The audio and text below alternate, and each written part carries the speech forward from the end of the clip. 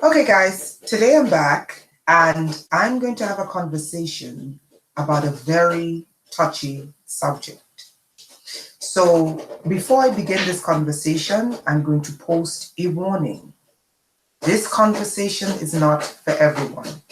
If you know that you are infected with racism, this conversation is not for you. If you know that you get your news, whether your news from regular media or whether you get your news from alternative media, and you are unwilling to see another perspective, this conversation is not for you. If you know that you hold racist positions, some racist positions, I need to be very clear when I talk about racist positions. There is overt racism, which a lot of people tend not to have. There is covert racism, which a lot of people have, and it takes a situation for that racism to come out. Then there is the root of all racism, which is an infection. And the infection is strengthened through ignorance and through lack of research, lack of thorough historical research and facts. Okay, these beliefs that have infected people is then strengthened with historical lies and protected by institutions and then funded with money. Okay? If you hold any of these positions, this video may not be for you.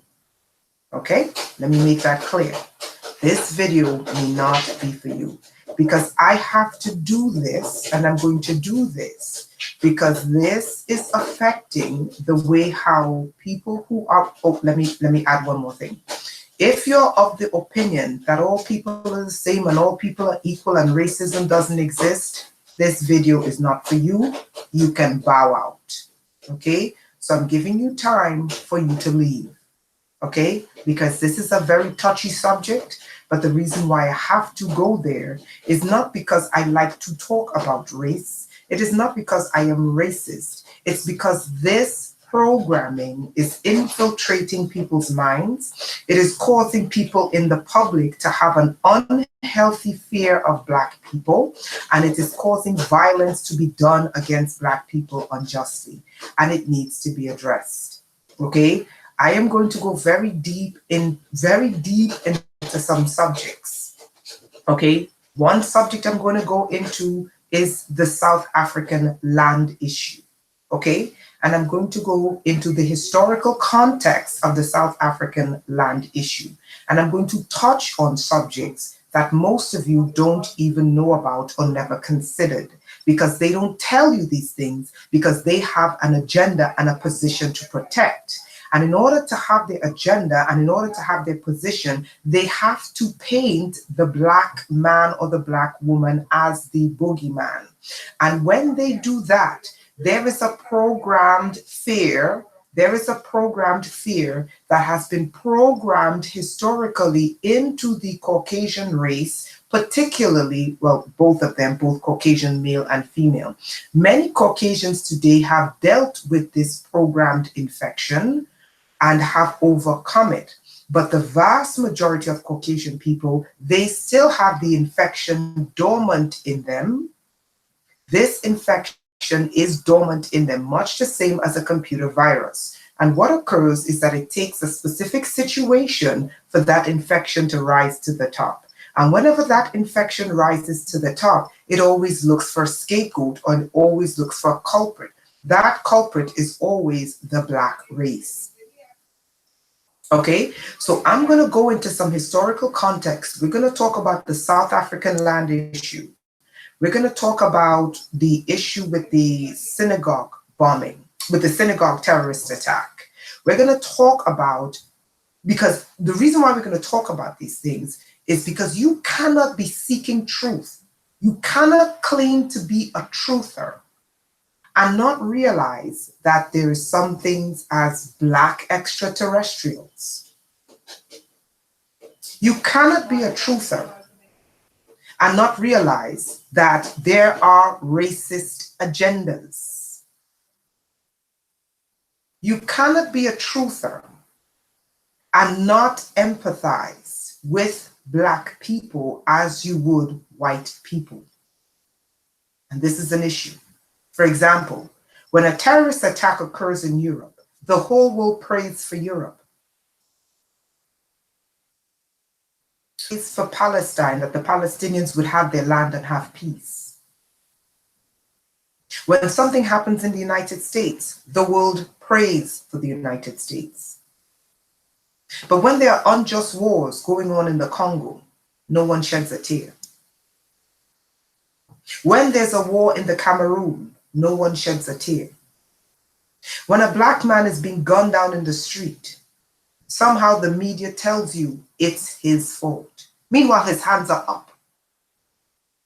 Why?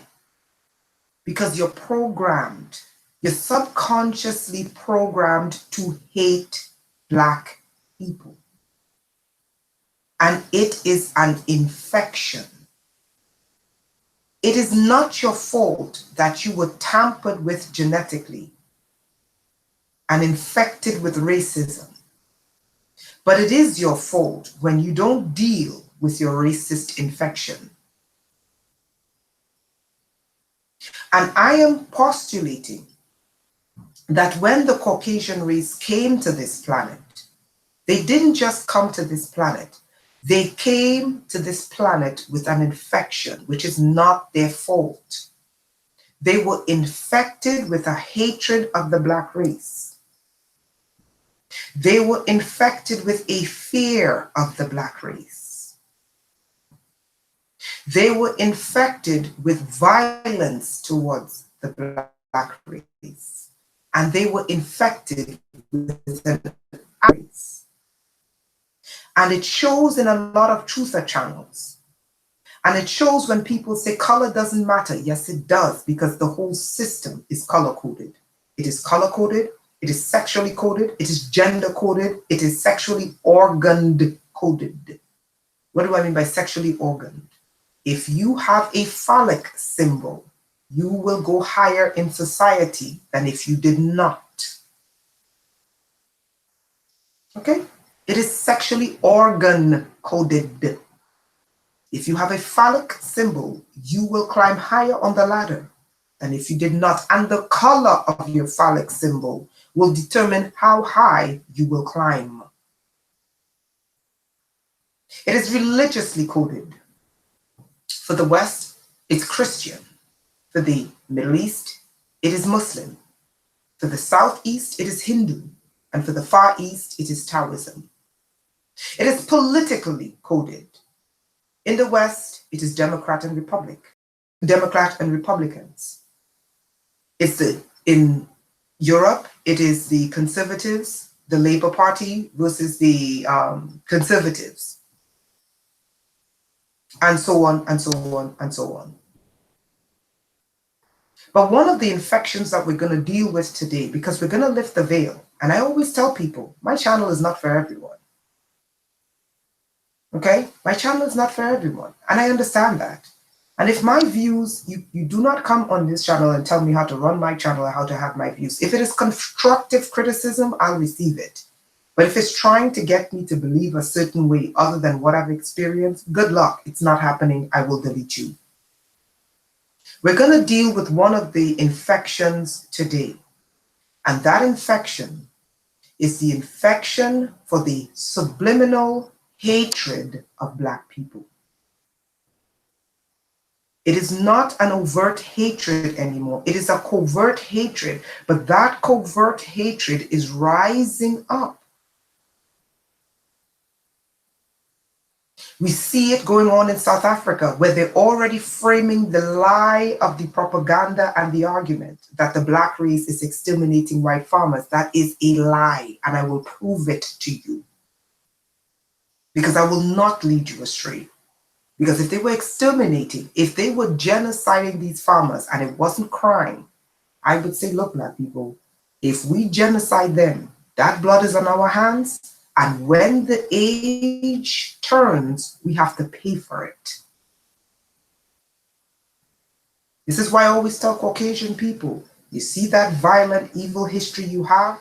Make reparations for it so that karmic debt doesn't destroy you in the next age. Because these creatures are masters of manipulating karmic debt.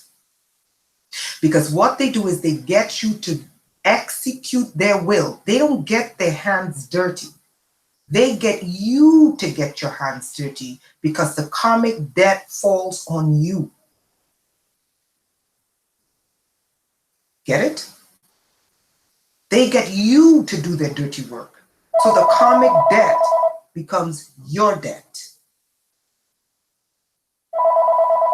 And then when the cycle of time changes, you pay the price because you did the action. Okay?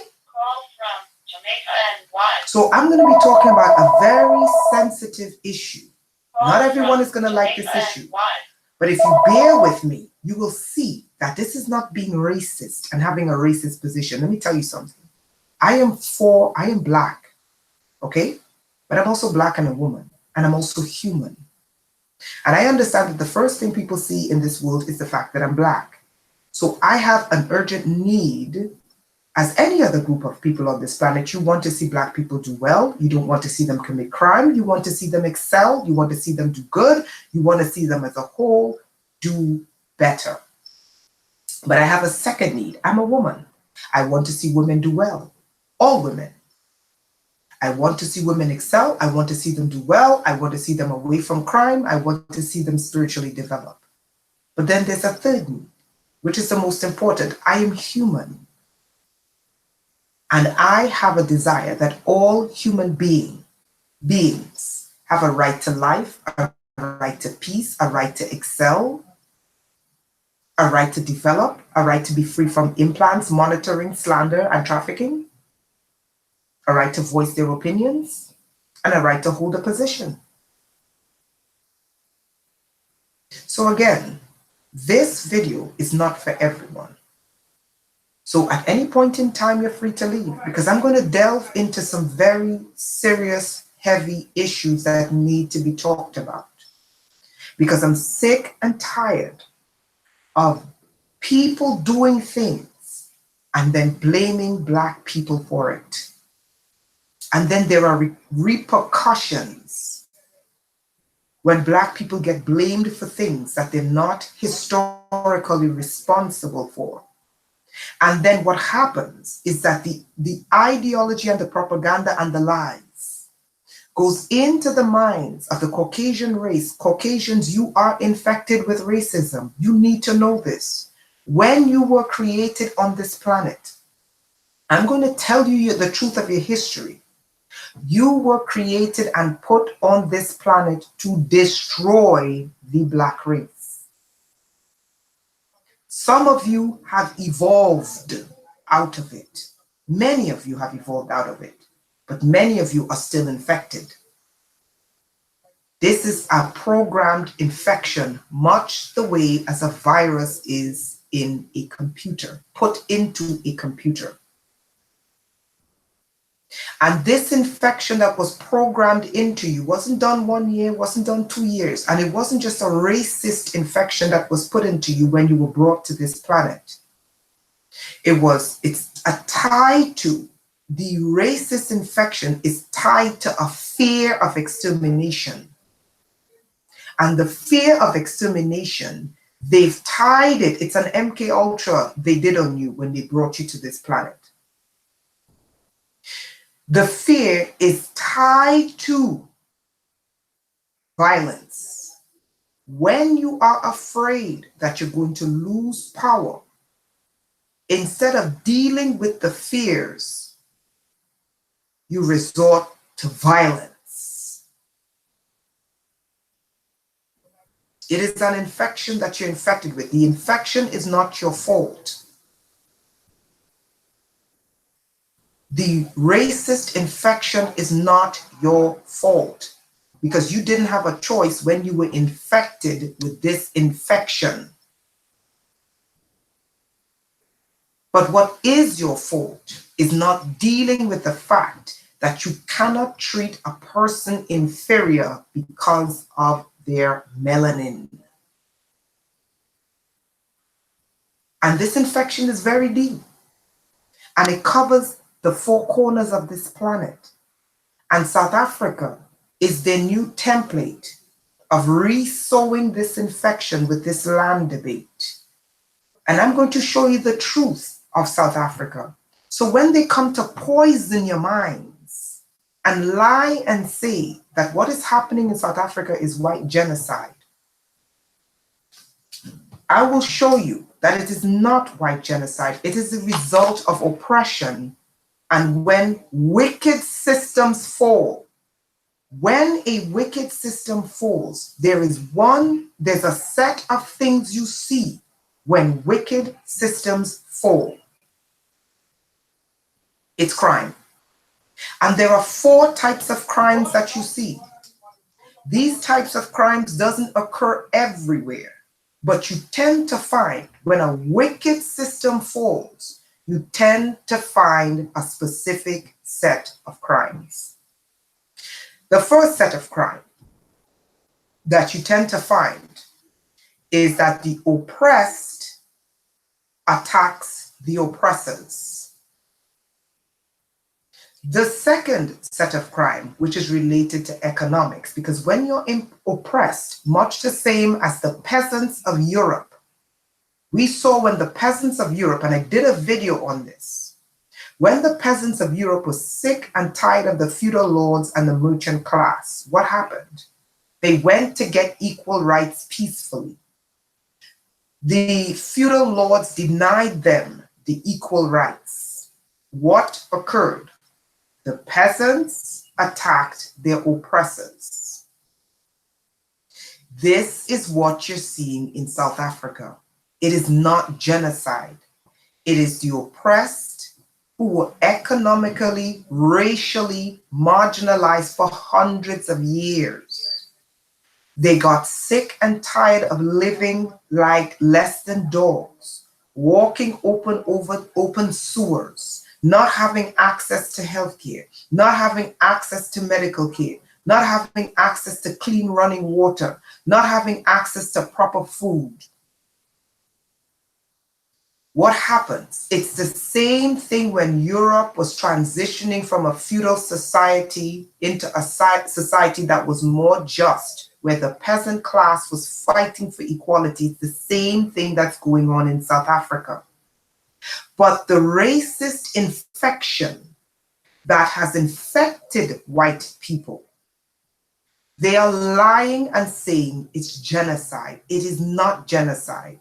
The sun in South Africa are killing more Caucasians than the murders of white farmers. Is the sun committing genocide when more Caucasians die from skin cancer? I mean, I'm telling you, they die from skin cancer than they are from crime in South Africa. Are you going to take the sun to The Hague because more people die in South Africa from skin cancer than from crimes of oppression? Why am I doing this? These so-called truthers, who many of them are infected with racism, they claim to be for humanity. But when it comes to the historical injustice perpetrated against Black people, they always falter. And it lets me know they're not for all humanity. They're not. They're not true humanitarians because they're not for equal rights and justice for all. They're equal rights and justice for Caucasians, no one else.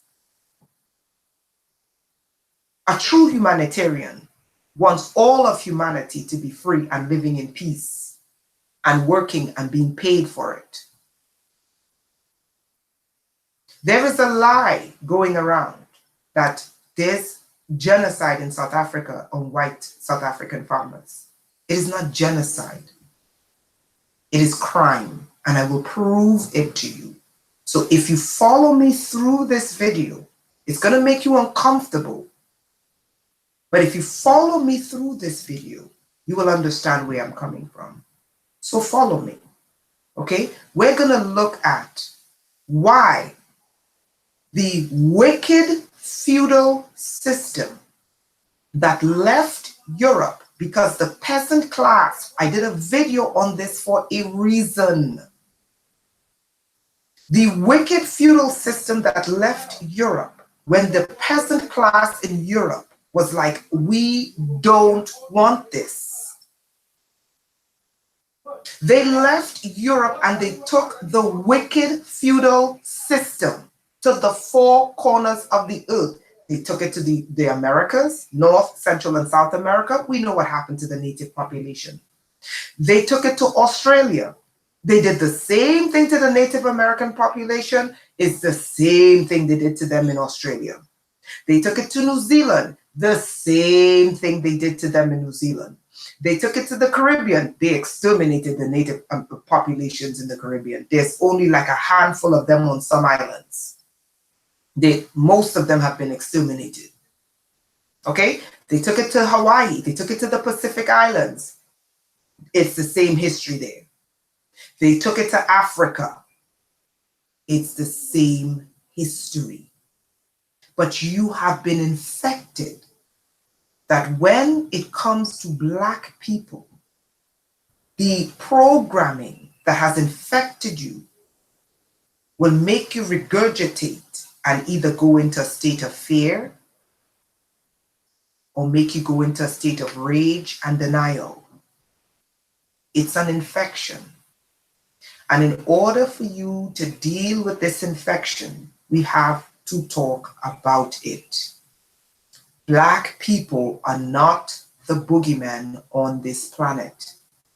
Black people do not commit the most crimes in the United States. That is a lie. I will prove it to you. Okay?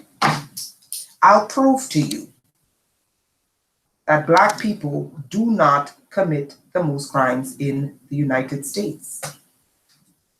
Okay? I will not lie to you. I'll give you everything with facts. Okay? Because I study. And in order to present a position, you need research. Okay? But if you listen to the lying, bought and paid for news media, you will be terrified of Black people. If you watch the 6 o'clock news, you will be terrified of Black people. When in fact, in the United States, Blacks do not commit the most crimes. It is a lie, and I'll prove it. If you are a truther, you are a truther to seek truth. All truths. If you are a truther, you are a truther because you want truth. But most people genuinely don't want truth. They just want to be able to support their position. And if there's anything that challenges that position, they don't want to hear it. For example, I had a woman come to my channel and call me a charlatan because I did not tell you that the only way for you to recover from these being burned alive and being tortured is Jesus Christ. I said, why would I? When the majority of people who come to me are Christians, send them back to the very abusers who abuse the living shit out of them. Do I look crazy? If Jesus worked to get you out of this mess, that is you.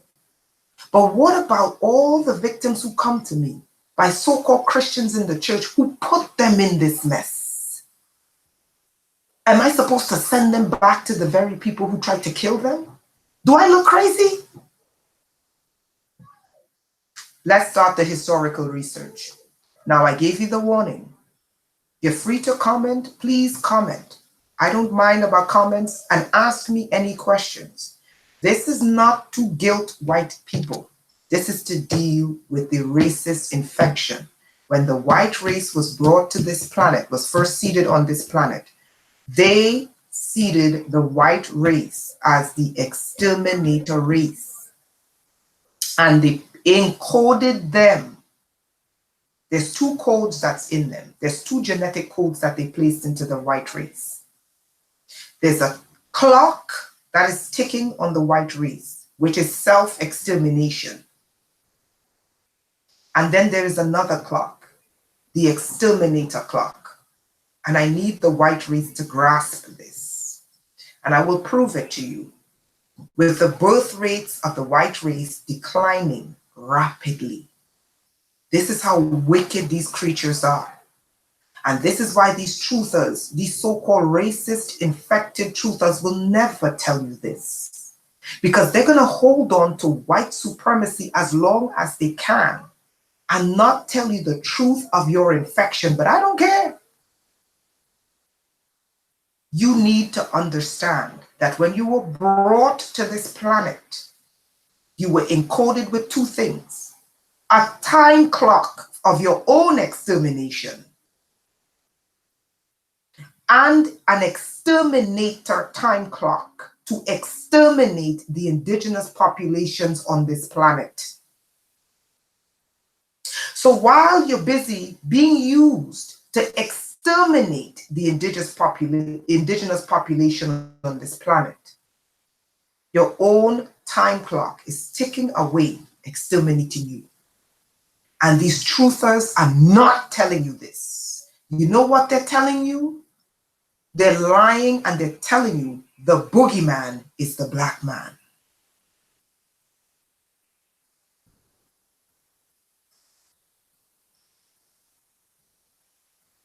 That's what they're telling you. And we have to deal with this infection. We have to deal with this infection. We have to deal with this infection because it's going to cost the white population. And when the white population, who's armed with nuclear weapons, continue to be manipulated by these entities. Don't listen. Do you know what all these programmers, MK Ultra programmers say? They say the easiest people, there's a reason why they like fair-skinned people and fair-haired people. Do you know why? Because they tell you, the high-level occultists tell you they are the easiest to program with MK Ultra. They tell you the hardest people to program with MK Ultra are black people. This is why they use heavy racist propaganda against black people. And this is why they use physical violence against them. Because it's much more difficult to MK Ultra them and mess up their minds using MK Ultra techniques. They have to resort to massive racist propaganda and physical violence.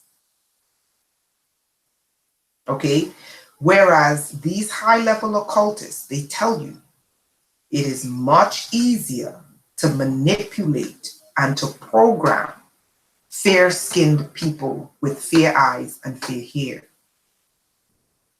And that has to do with the fact that fair skin, fair hair, and fair eyes are not dominant genes. They are recessive genes.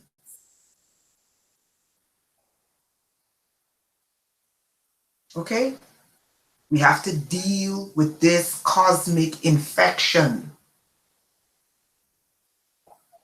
Because the people who control the nuclear weapons, the people who control the strongest militaries, the people who always gets us into wars on this planet are not black people. It is the white race because they are encoded. They have been infected. When they brought them here, they brought them with two infections. One that they know about and the other one they're just waking up to. That is how wicked these entities are. Exterminate the native populations on this planet. And then when they turn back and they look at their birth rates, the birth rate of white population across this planet, is on the decline. And it cannot be reversed. Wake up and stop letting yourself get used, white people. You have to deal with your genetic infection. You have to deal with your genetic infection, the infection that is in you to exterminate everything on this planet that does not look like you. And notice, you have been infected with this extermination plan to destroy and destroy and destroy. But nature has a way of fighting back, and nature is making those populations that you have historically destroyed multiply, but your birth rate is on the decline. Look at the birth rate of the Native Americans, and look at what occurred to the Native Americans. And this is your deep-seated fear that you will become as the Native Americans in the Americas have become. And this is why they manipulate you and lie and tell you things like, there is a genocide in South Africa, because you're going to be like, oh my God, they're after white people in South Africa and they're going to exterminate them. This is why I did the video and I showed you that the Kalergi plan is older than you think. The Kalergi plan went into black lands with mass immigration and stole those lands and gave it to the non-indigenous white population. Then they reversed the Kalergi plan and sent it back to Europe to change the demographic of Europe. But you can't point the finger at the invasion in Europe without pointing the finger at the invasion of black lands, the infection that I'm talking about. You cannot complain about the invasion that's taking place in Europe and not deal with the 400 to 600 year invasion of black lands and brown lands. That is why I made that video. Okay? It's not for everyone. Let's go into the history.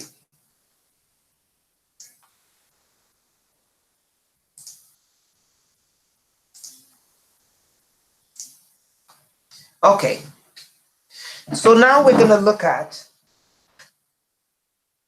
apartheid legislation. We're going to look at the history of what took place before anyone comes to tell you nonsense that, oh, there's a white genocide in South Africa. We have to look at what took place in South Africa that caused the current climate in South Africa to be what it was. There are several different ethnic groups. If anyone tells you that when they got to South Africa, there was no one on the land, that is a lie. Because when they categorized Black people, they unequivocally stated that Blacks were not humans. This is why they put them in zoos. Let me show you the historical context of putting Black people in zoos.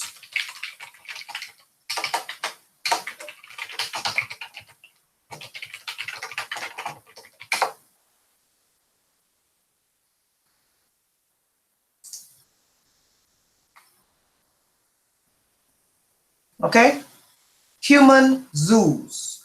When they lie, we're going to deal with this infection today. When they lie and they say there was no one on the Cape when they arrived, that is because they classify using something called scientific racism. We will go into what scientific racism is afterwards. They classified the Black humans they saw as non-humans or primitives or apes. That is what they did. Let us look at the history of the human zoos.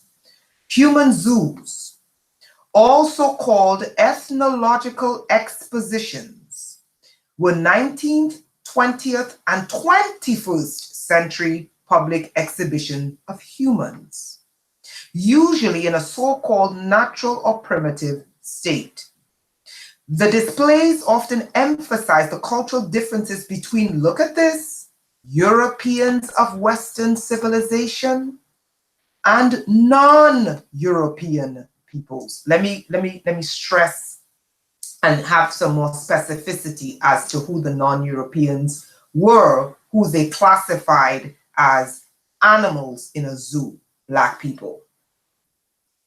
Okay, they say non-Europeans, but the historical context was they took African people out of Africa and put them in zoos in Europe. Why? Because there was a school of thought at the time called scientific racism. I'm going to go into detail about scientific racism after, okay? And we will look at the history of human zoos. So when they lie and they tell you there was no one on the Cape when we arrived, that is because they used and had the infection of the racist position called scientific racism, meaning that any human being that did not have European features were not humans. Therefore, they did not classify them as humans. Therefore, they can make the argument, no humans were here when we arrived. Because a human being who was Black or brown or yellow was not considered a human. They were considered an animal. So when they say no one was on the Cape, they are lying. They mean no human being who looked like a European was on the Cape, which justified us in taking the South African land. Some of them placed indigenous populations, okay, this is some of the things they did to the people in the Americas, in a continuum somewhere between great apes, you see what I told you, and Europeans. So you can go do your history about human zoos. This is Sarah Bartman from South Africa. This is Sarah Bartman from South Africa. And I believe Sarah Bartman was a Zulu. No, sorry, she was a Khoisan. She was a Khoisan, not Zulu. She was Khoisan. Okay, this is one of the people, when they came to South Africa, they said was not human. So when they talk to you about South Africa, and they lie and they say there were no humans here, what they are not telling you is that the humans they saw, they called them great apes.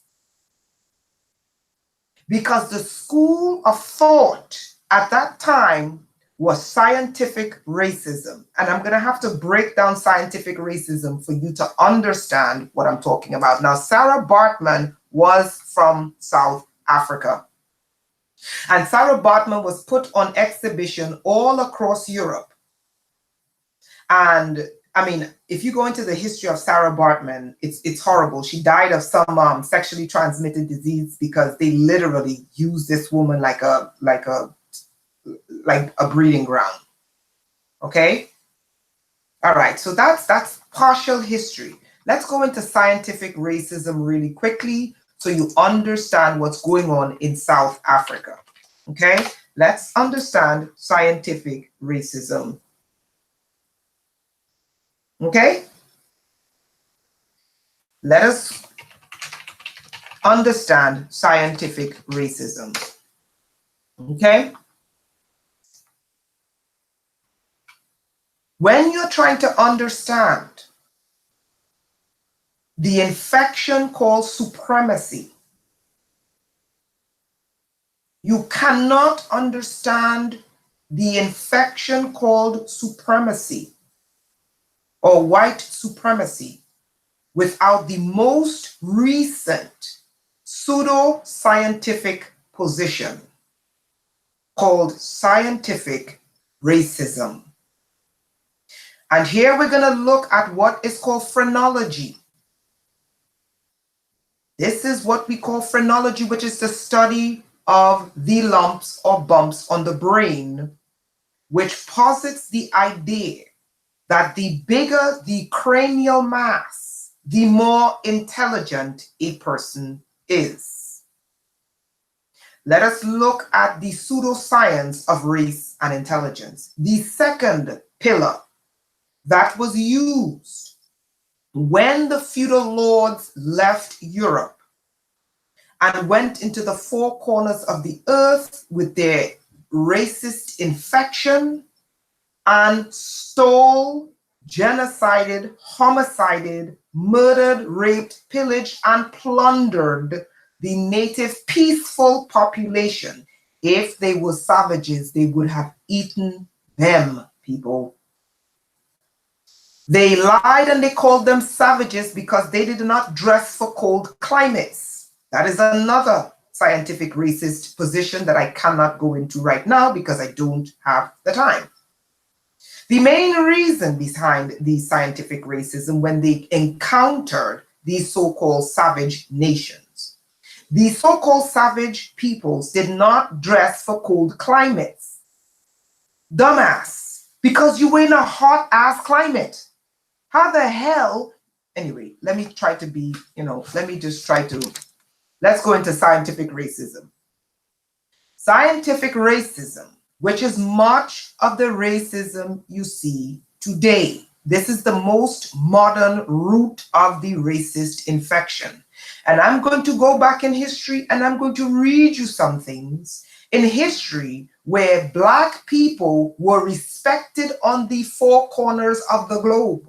You're going to be shocked when I read you historical references to the respect that Black people had on the four corners of the globe before there was the infection that was programmed and timed into the Caucasian race to destroy the Black race. Scientific racism, let me just write this down as a reference. I'm going to show you the history of respect people had for the Black race. Okay? Before the infection set in. Okay?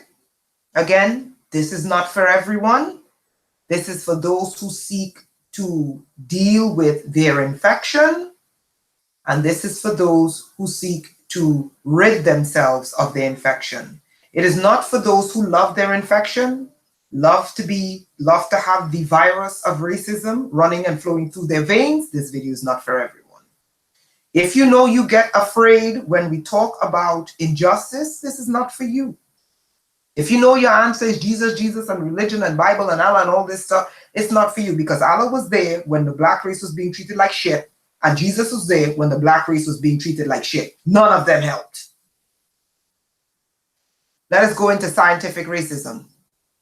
Sometimes referred to as race biology, racial biology, or race realism. It is a pseudo, do you know what pseudo means? It means fake. Pseudo-scientific belief, fake science, believes that empirical evidence exists to support or justify what? Racism or racial discrimination, racial inferiority or racial superiority, which is supremacism. Historically, scientific racist ideas received credence. Look at where this is coming from, people. In the scientific communities. Let me break that down for you. Institutions of higher learning. This is why the infection is so deep and so vast, because the scientific community gave credence to racial superiority using pseudoscience. So when you hear a racist say Black people's IQ are 72, and therefore we are superior because their IQ is 72. And I will have to do another video to dispel that lie, but I can't do it right now because time doesn't permit me. The scientific community, that is the institutions of higher learning, that is your universities and your colleges. This is where this idea of racial superiority comes from, that your banking systems, your government systems, your healthcare systems, these are the institutions that gave birth and credence to racial superiority. And they have never abandoned these positions. Never. Okay? Scientific racism employs anthropology, which is the study of human and human behaviors and societies in the past and present. That is anthropology. Anthropometry, okay, refers to the measurement of the human individual, an early tool of physical anthropology.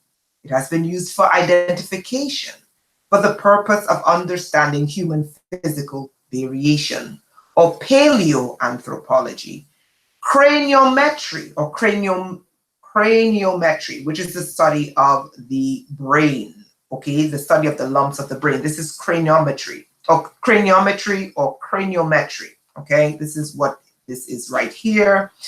And craniometry, which is measuring the size of the human brain. And also there's a deeper root of craniometry, which is phrenology, which is another pseudoscience, which is you measure the lumps on the human brain, and the more lumps that the brain has, the more intelligent. This is all supposed science. Now we're dealing with the most recent root of how these positions came about. Okay? We're dealing with the most recent root of how these positions came about. I'll answer questions later, okay? And other disciplines or pseudo-disciplines proposing anthropological typologies, okay? Look at this, typology. This is where they began to equate Black people with apes. This didn't just come out of nowhere, guys. This is where you get the primate genes from. The scientific racism. Look at these are historical illustrations here on the right. This is the Apollo gene, which is of the European. You got the Greek skull. This is the Negro skull. So you get this Creole Negro skull where you see a protrusion. It's more like a 30 to 40 degree angle of the jawline. They equated that to this, the primate brain.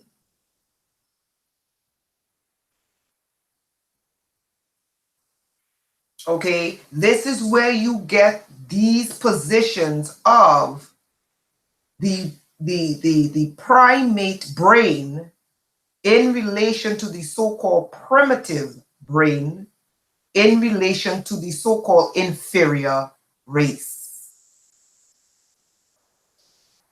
Okay, so since the second half of the 20th century, scientific racism, we're in the 21st century, guys. We're in the 21st century. They're telling you the second half of the 20th century. Okay? That's 2000.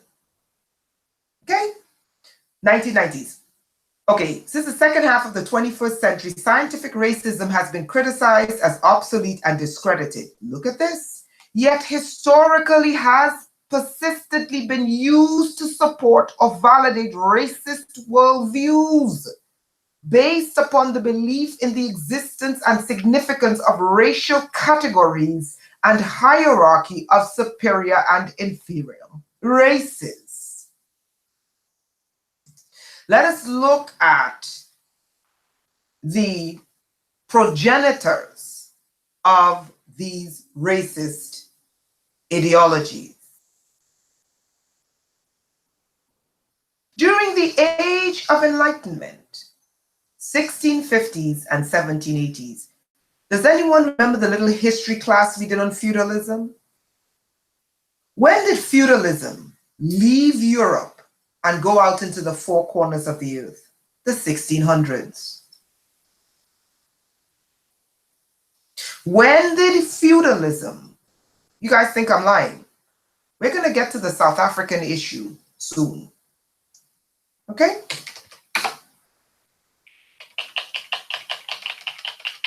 Okay.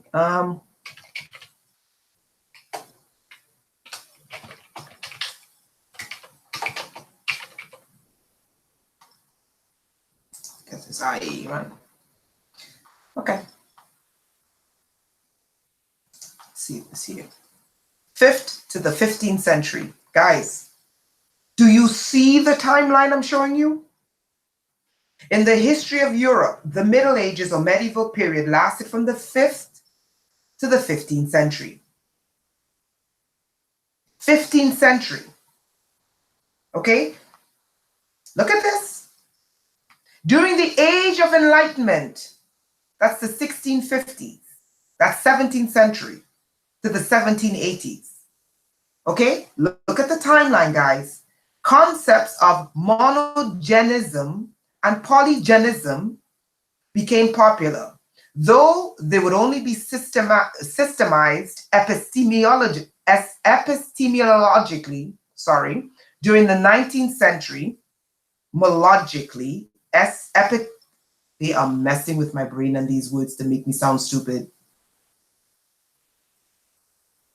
They are messing with my brains and these words to make me sound stupid because they know I'm telling the truth. Epistemologically, okay, that's how you pronounce the word. Monogenism contends that all races have a single origin, while polygenism is the idea that each race has a separate origin. So we see the Age of Enlightenment, but let's look at the history of where this demonic thought came from. Hold on.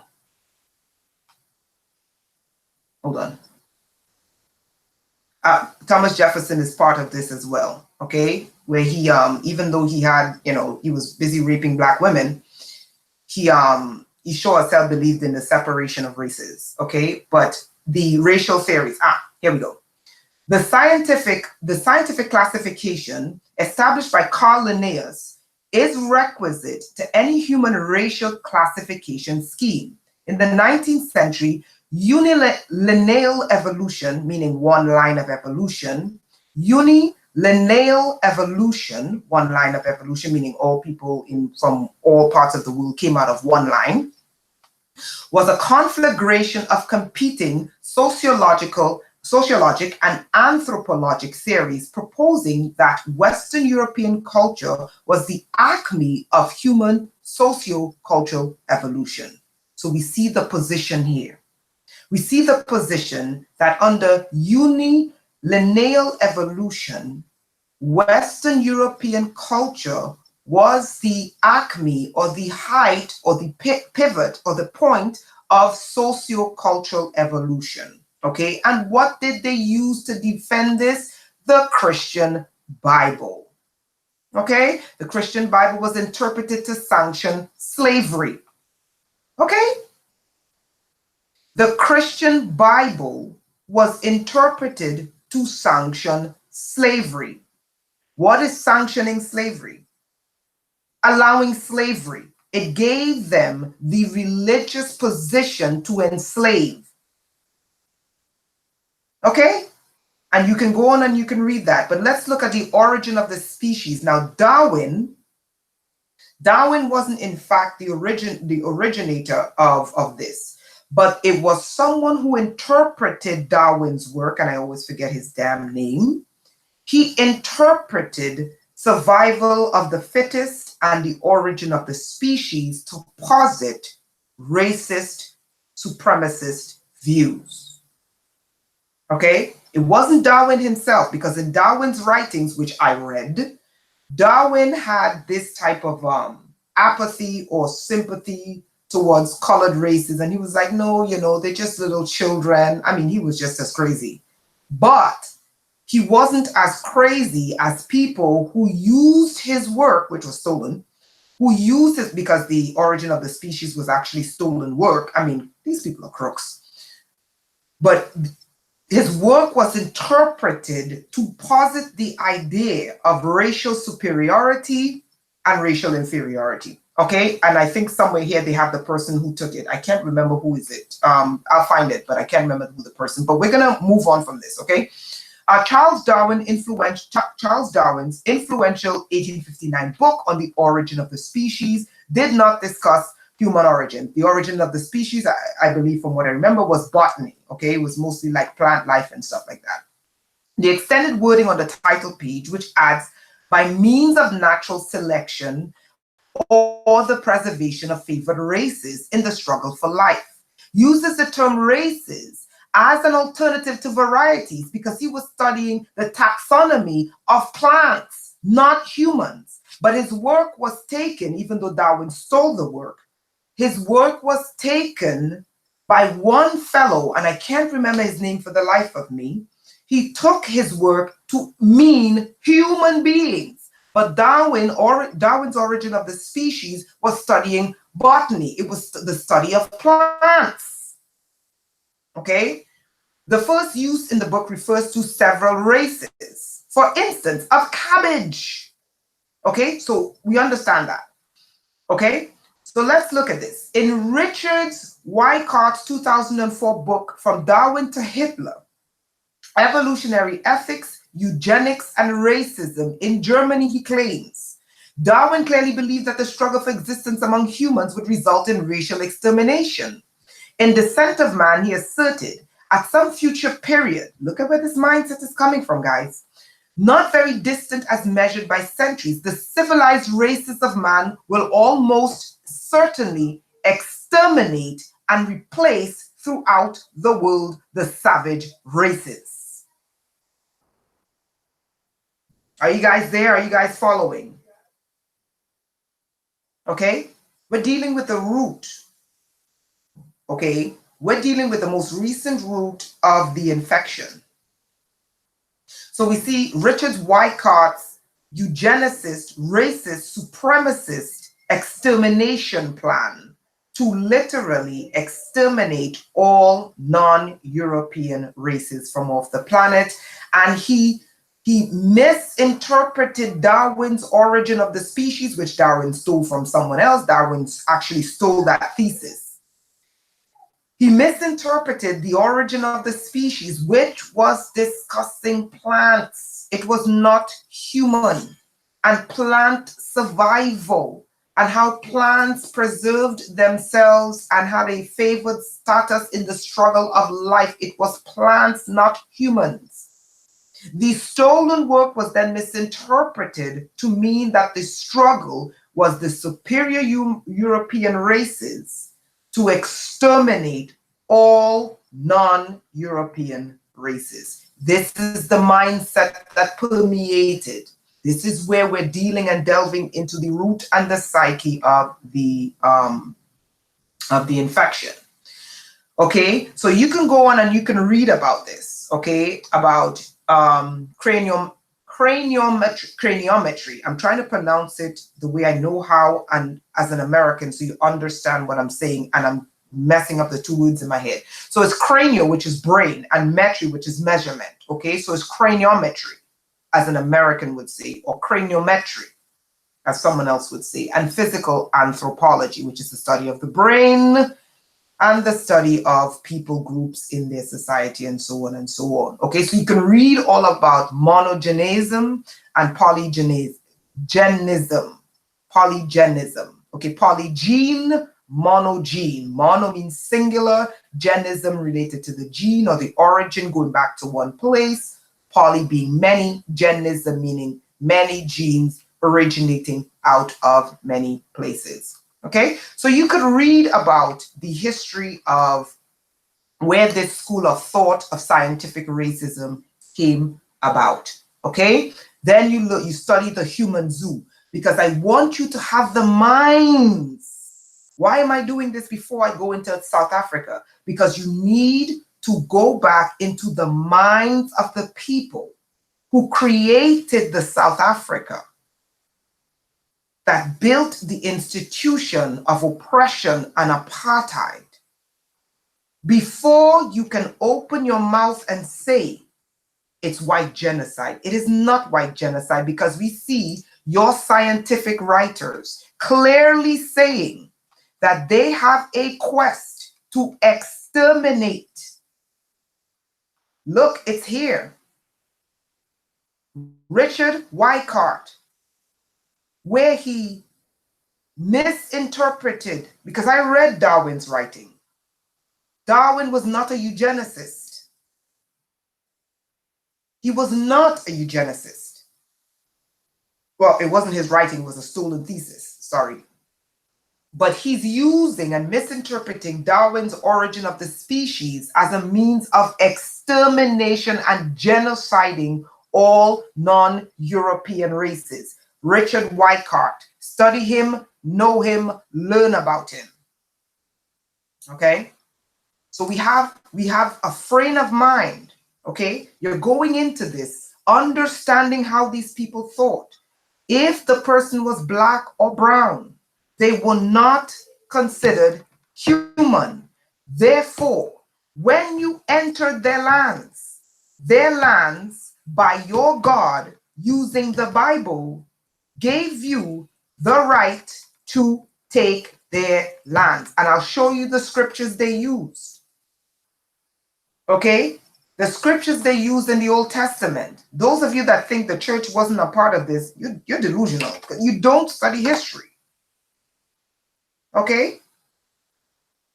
When Yahweh gave the command to exterminate the 7 races and to conquer the land of Palestine, these were the scriptures these scientific racists used when they went into the 4 corners of the earth, spreading this infection. South Africa didn't get here today without seeds of this infection being planted.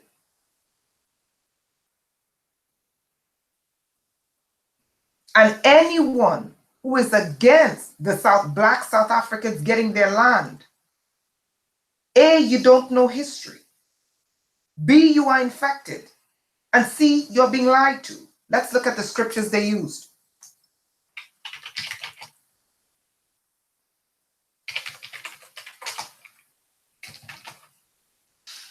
Hold on. Destroy all people in the land do not want alive.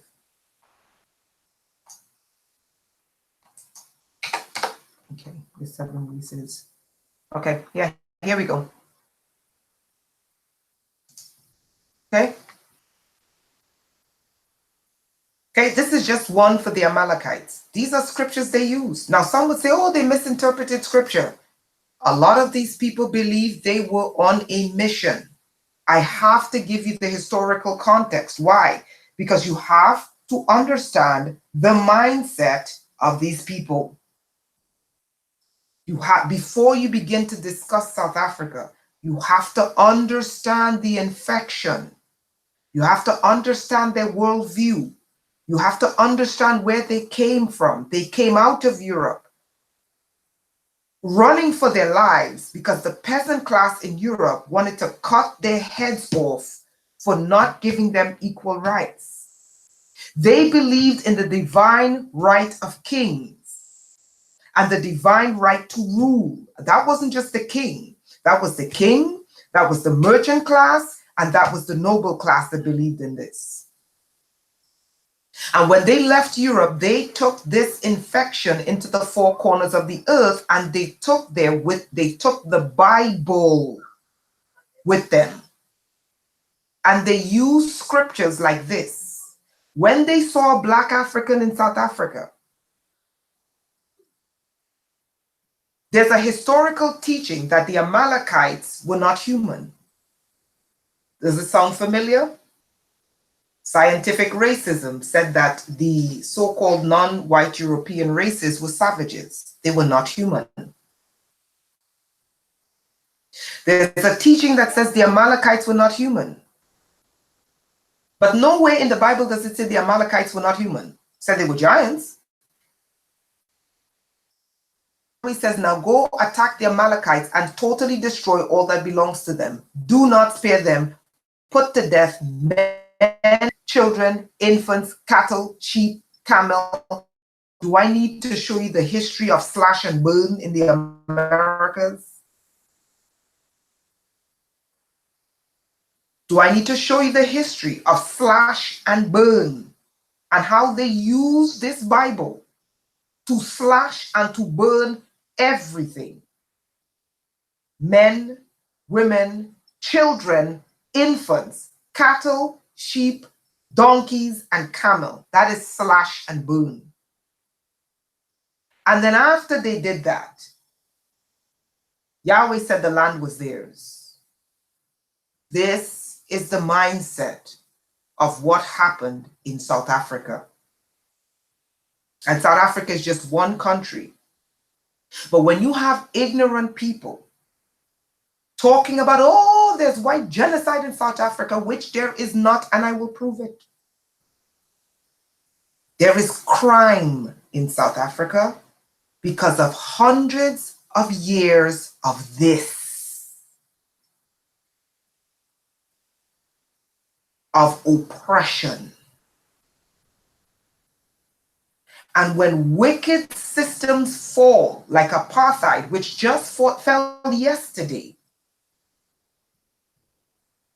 crime always come out from the woodworks. You know why crime always come out from the woodworks? Because under the wicked system, there was no law, there was no justice.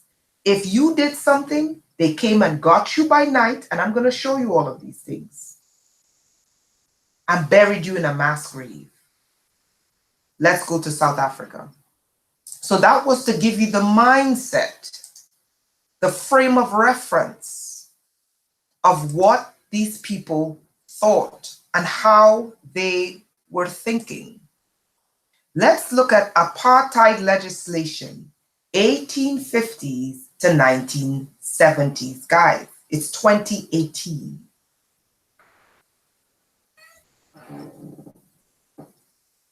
Okay, this is 2018. Let's look at some of these so-called laws. Now remember, you had the Khoisan people, you had the Zulu people, you had the San people, you had all these different groups living in Southern Africa.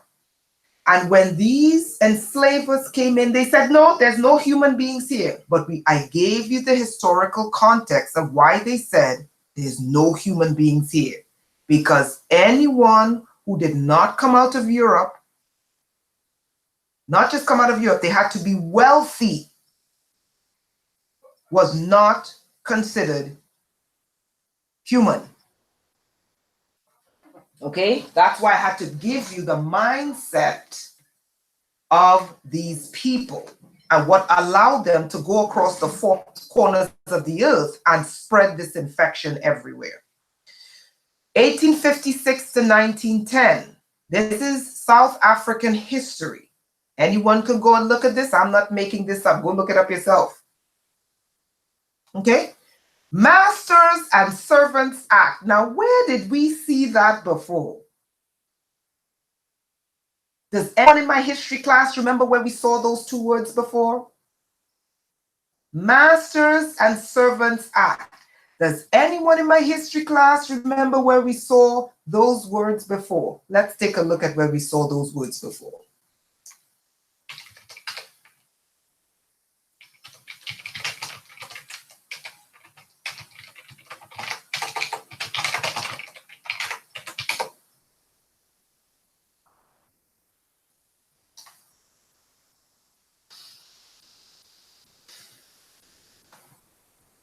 This is Castle-like. We're looking at,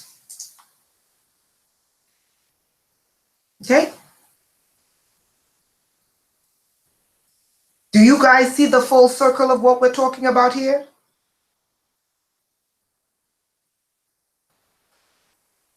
Do we see the full circle of what we are talking about here? The infection, the mindset, the historical context. why it is right, just, and fair for Black South Africans to get back their ancestral land. You cannot treat people as if they're not humans and do it for hundreds of years. And then when they're tired of being oppressed, as the white Europeans were in Europe, the white Europeans actually genocided the feudal lords. The Blacks in South Africa are asking for a peaceful resolution, and they're saying, we're not paying you for something you stole. There is a difference. I will show you that the white peasants in Europe committed genocide on their feudal lords. But there is no genocide of Black people killing white farmers in South Africa. It is crime. Okay?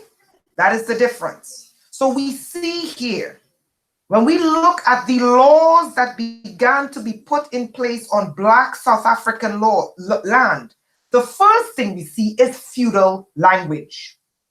The master of the house, servants, we see feudal language, even though the feudal system was done away with in Europe 2 centuries ago, or 3 centuries ago, actually 4 centuries ago. But we see the language, masters and servants, masters and servants. You can go look this up about the master and servant language, the lord and the peasants. We see the king, the feudal hierarchy, the king, the lords or vassals. We see the knights and vassals, and we see the peasants as serfs. And when we looked at the Latin word for serfs, which is the English word servant, in Latin, we get servos or slaves. Let's look at the word serfs. The Latin root of the word servos, which literally means slave. But serf and slaves are not synonymous. Garbage, same crap. When you look at the way they were being treated, it's the same meaning. Okay, so we see servos in Latin means servant or slaves. Then we go back to the colorable language that was put in place in South Africa. Master and servant. Master and servos. Master and slaves. The peasants, exactly. Spirit Journey said the peasants of France and Russia killed the royal. Yes, they did. But that is not what's occurring in South Africa. So if anyone is going to talk about white genocide, talk about what white people did to the feudal lords in Europe when they genocided them. And the few of them left Europe and went and spread their racist infection to the 4 corners of the earth. Let's get into the acts. These acts, this is 1856, these acts which had been passed between 1856 and 1904 in the 4 territories remained in force after Union. They made it a criminal offense to breach the contract of employment. Desertion, insolence, drunkenness, negligence, and strikes were also criminal offenses. Okay, theoretically, these laws apply to all races. But look at this. But the courts held that the laws were applicable only to unskilled work, which was performed mostly by Black people. But this is South Africa now.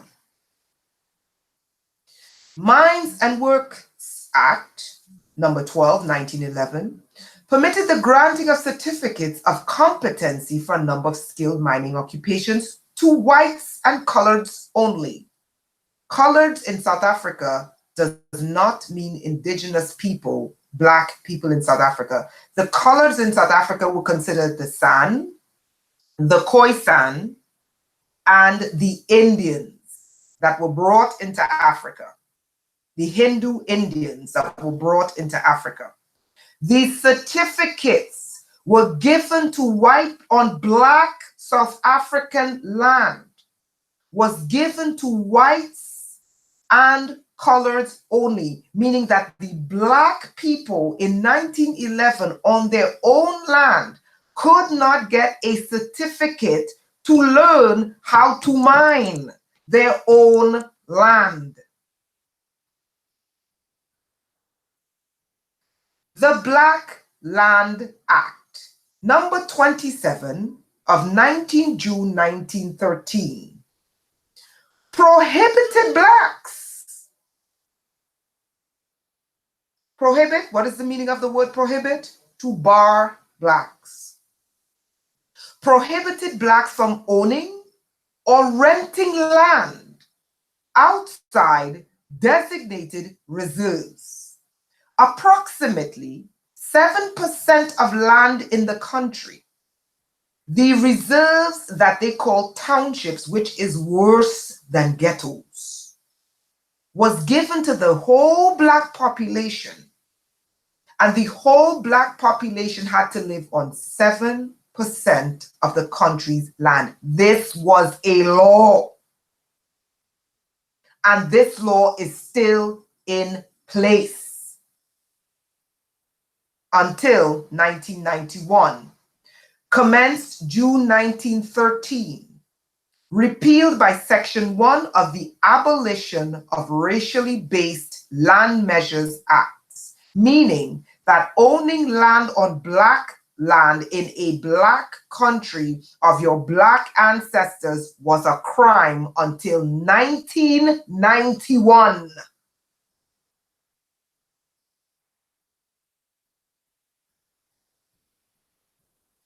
The Native Affairs Act, as if it doesn't get any more horrendous than this. 1920s. The Native Affairs Act was yet another spin-off of the South African Native Affairs Commission in 1905. It paved the way for the creation of a countrywide system of tribally based but government-appointed district councils modeled on the lines of the Glenn Gray Act, etc., etc. Then we have the Durban Land Alienation Ordinance. This was the anti-Indian legislation. So the Indians who thought they were, the Hindu Indians who thought they were better than the black ethnic indigenous people in Africa whose ancestors that land belonged to, they got a legislation of their own. The ordinance enables the Durban City Council to exclude Indians from ownership or occupation of property in white areas. Where's the genocide again? Okay. The Natal Provincial Council passes 3 ordinances of 1922. The Rural Dealers Licensing Ordinance, the Townships Franchise Ordinance. This was Indians lose municipal franchise. The Durban Land Alienation Ordinance gives the Durban Town Council the right to restrict ownership and occupation of land group. It gets worse from here. Okay, every year they came up with a new law to literally economically marginalize black or colored people. And I'm not fighting for colored people right now because these people turn around and treat black people like shit. This is about South African black people getting back their own goddamn land. Every year, if you follow this, you will follow literally every year they came up with something to exclude black people off their ancestral lands. Every year. Every year. Okay, you can read all of this. The bill effectively disenfranchises Indians in Natal. This act provide job reservation, excluded blacks from membership of registered trade unions, and prohibited registration of black trade unions, 1924. We looked at acts in 1923. Here we go, there's more. The Township Franchise Ordinance is approved by the Provincial Council of Natal to deprive Indians of municipal rights franchise. 24 again. Cripple Indian trade. Put obstacles in the way of obtaining licenses aimed to restrict Indian trade. 25. leads to a form of job reservation and promotes white employment. The Minimum Wages Act of 25. Certain trades are earmarked for whites. We see 23, 24, 25. Every single year, they kept doing this in South Africa. Yet none of these racists who are talking white genocide never give you the history of what was occurring in South Africa. Don't you find that ironic? Are you guys there? Okay, so let's look at. Okay, Class Areas Bill, 1925. That was to institute segregation. We're up to 25 now. The Areas Reservation and Immigration Registration. This was a bill in Parliament. It defines Indians as aliens and recommends limitation of population through repatriation. That means sending them back to India. The Mines and Work Acts. Okay, this is colorable law. Color Bar Act. This is colorable law. Okay? 1926 Mines and Works Act must be seen against the background of the wage and job color bars in South Africa. This is the use of colorable law. The 1911 Act mentioned earlier reserved skilled work for whites only. But in spite of this law, mine owners continue to desk ill jobs and give more and more work to black miners to save labor costs, okay? Because they didn't have to pay them minimum wage. Minimum wage was for whites in a black country. It was not for black people whose ancestral land was South Africa. The 1922 strike was caused by mine owners' attempt to replace a number of white workers with lower paid black workers. Does that sound familiar? The United States with mass immigration. I told you guys, none of this is new. When you look at mass immigration into Europe, it is what whites did in black and brown countries. When you look at mass immigration in the United States, it is what whites did in Africa. It's what whites did in Australia. It's what they did across the planet. Now it's just in reverse. Now countries where they are populated, they are doing the reverse. Look at what happens here. We see it here. In 1922, the strike was caused by mine owners' attempt to replace a number of white workers because of the Minimum Wages Act, which said only white people were allowed to get minimum wage. White workers with lower paid black workers. It's the same thing we're seeing. I told you guys, none of this is new. This is 1926. This act provides certificate for skilled work. Indian workers are excluded. The legislation was a reflection of the belief of most whites, especially in the labor market, that the welfare of whites would suffer significantly if blacks were not legislated out of the market. When people talk about what is happening in South Africa, they don't mention any of this. Don't you think that's ironic? Oh, white genocide in South Africa. You guys can read this. There's more we need to talk about. I mean, there's a lot of, it's horrible what they did to blacks in South Africa. You got to read it yourself. South African history. So take a look at that, okay? Let's look at, we're going to look at something else that occurred in, okay.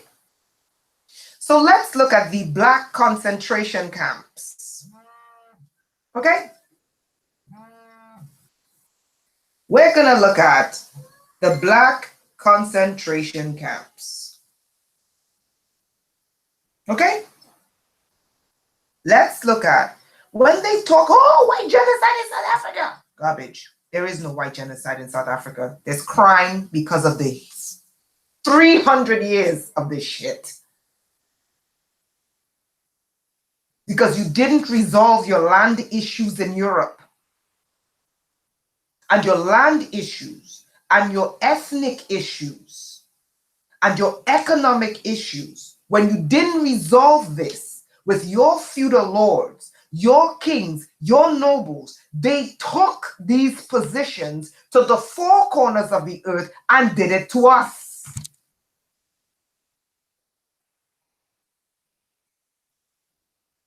Let's look at the black concentration camp that the Boers put black people in. I find it rather ironic that when they speak about, oh, why genocide? They don't talk about this. They don't talk about this. Okay? I don't even want to go into this because this is just so disgusting. Basically, you know, and this is another reason why they don't want to give the black the land. Let me tell you why. Because a lot of South Africa is littered with mass graves. And if they give back black people the land in South Africa, and they begin to farm these lands, they're going to discover the black graves. Okay? Now, the blacks were a part of the Boer Wars. But you also have to remember that they were put into concentration camps. So were the Boers, but the blacks were mainly put into concentration camps. Okay? Okay? In all, an estimated 130,000 black civilians, maybe farm laborers on Boer farms, were displaced and put into this type of concentration camp. Where are these people who are talking about white genocide in South Africa? Why aren't they talking about the black concentration camps? Okay? There's more. There's more. Okay? There's more. Let's look at, there's something else we want to talk about, which is this Dutch East India Company. When you talk about the history of European settlement in South Africa, which started in 1652, with the settlement of Cape of Good Hope by the Dutch East India Company. Does anyone know who the Dutch East India Company is? Does anyone have any recollection of who the Dutch East India Company was and their history at a specific point in time? Because remember, the liars get on here and they say, no, there were no black people on the Cape when we got there. Oh, really? So how did the Dutch East India Company got slaves from off the Cape? Let's look at the history. The VOC, that's another name for the Dutch East India Company, under Jan van Riebeeck, who was a Christian, by the way. Don't you just love these Christians? The VOC is another name for the Dutch East India Company. It was a slave ship. Most people don't even know that there was slavery in South Africa. This is why some of you, when you get your genetic testing done, you're like, what the hell am I doing down in South Africa? They told us all the slaves came from West Africa, but my genetics came from Southern Africa. I could look at some Caribbean people. I look at some Black Americans and I'm like, you're Southern African, your genes. Now these people say, oh, when we got to the Cape, there was no one. Oh, really? That's because you put all of them on slave ships and took them off the continent. The Dutch East India Company, or the VOC, and the world that slaves lived in. Now, where did we hear the word slaves before? The Latin root of the word servus, or serf, literally means slaves. And as we began to look at the language of the laws in South Africa, we see the language of what? Masters and serfs. The English word for the word serfs is servant.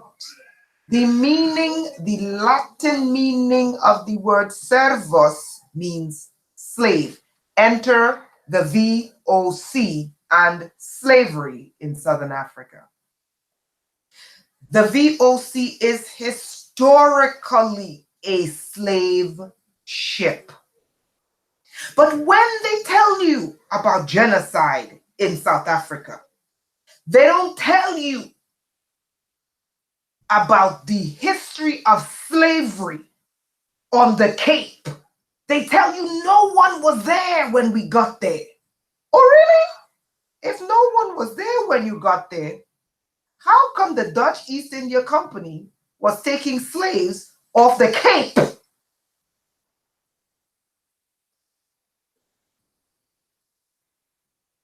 European colonial expansion introduced the system of Western slavery to the Cape.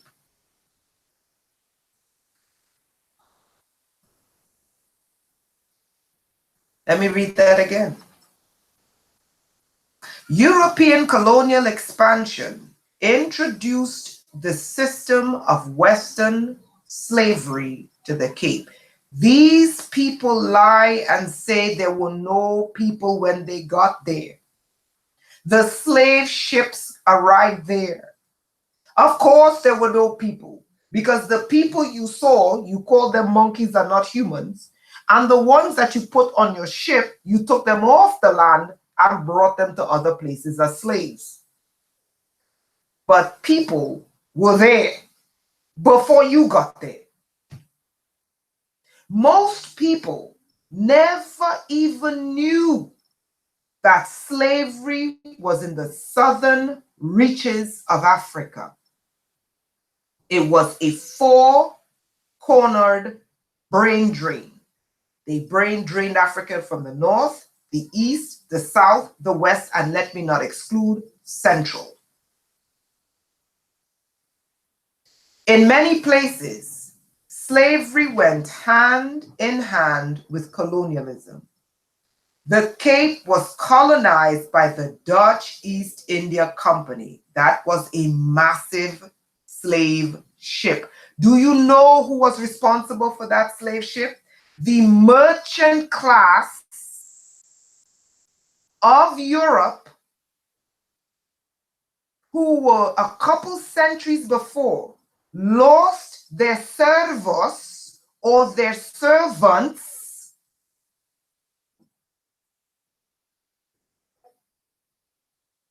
because the servant class in Europe was saying, we've had it with this slavery. And less than a century later, they exported that slavery to the four corners of the earth.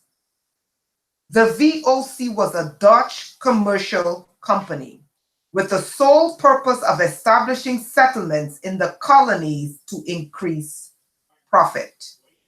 So when these liars tell you, we didn't find anyone on the Cape when we got there, explain that to the Dutch East Indian Shipping Company. How the hell they found people, but you didn't? How the hell the Dutch slave ship, and this was one of the major slave ships, found people to take off the continent, but when you got there, there was no one. So the land was yours. So the slaves found humans to take off to put on their ships. But there was none there when you got there. Oh, but they don't talk about this. Okay? When they tell you settlements, that means humans. Let's read that again. The VOC was a Dutch commercial company with the sole purpose of establishing settlements, humans, or colonies of humans to increase profit, because that was a slave ship. All the rules and laws at the Cape and all the decisions taken by the government were aimed at increasing profit for the VOC. Let me read that again. Let me read that again. So you understand what the blacks in South Africa are fighting for. They are fighting for their very dignity.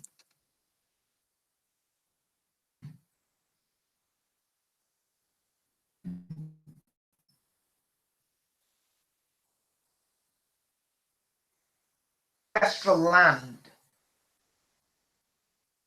Let me read that again. All the rules. You see why I went back to scientific racism and who was behind scientific racism?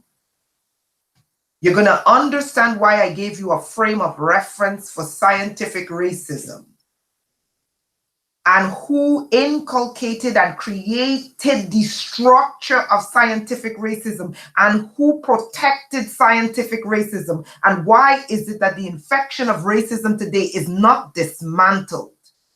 It is alive today because it's protected by scientific racists in institutions. Media. So this is why when you hear South Africans are saying we are sick and tired of living like dogs, this is our ancestral lands. The lying media says, no, why genocide? But they don't tell you this. All the rules, not some of the rules, all the rules and laws, not some, all, at the Cape, which is in Southern Africa, and all the decisions, all, do you understand what the word all means? Taken by the government. This is the same government that I showed you who began to lay the laws for apartheid and stealing the land of Black South Africans. All the rules, and I'm going to drill this into your head so you understand.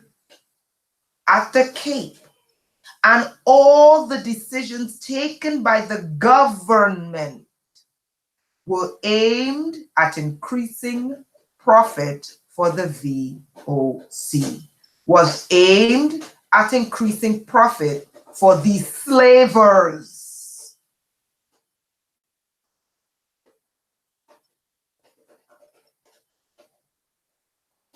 Was aimed at increasing profit for the slavers from the Dutch East India Company.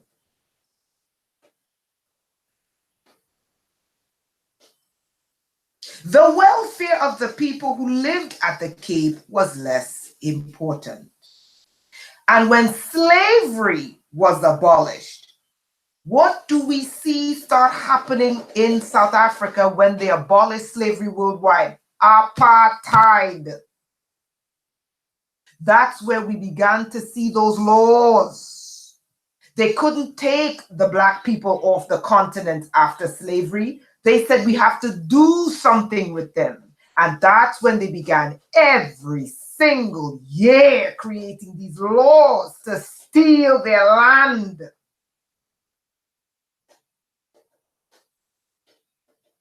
The VOC made use of slave labor early on.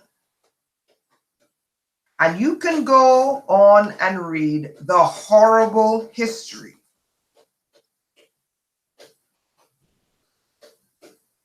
Oh, let me read something more horrible. After protesting against the abolishment of slavery, the Cape slave owners eventually accepted the decision as inevitable. But that didn't stop them, because they went back to the drawing board and came up with what? Apartheid. Here's my question. If the European peasants said, we don't want this in Europe, Why must us black folk across the planet accept this shit? They're your lords. These are your people. Why is it that you, in Europe, your ancestors could say, we don't want this? But our ancestors and our black people must take this? To hell with this crap. You can continue to read the horrible history. I am giving you the frame of reference as to the land issue of what happened in South Africa. And of course, they're spooling my video because it's the truth.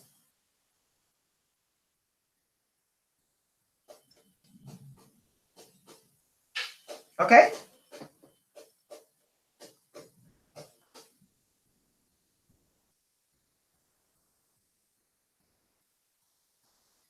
So let's look at something more recent. 2017, an audit of South African land. Okay? So I just gave you a little history. Gave you a little history of why the situation in South Africa is the way it is. And why you have to know that slavery, like West African slavery, like East African slavery, occurred in Southern Africa as well. And it was just as vicious. But they didn't stop there. It was like, no, you're getting rid of our profits, because they couldn't enslave the European peasants anymore because the peasants cut their heads off. Let's go back and do a history lesson of what happened to the European feudal lords. European peasant revolt. Okay? They cut those crazy Caucasian people when they're threatened.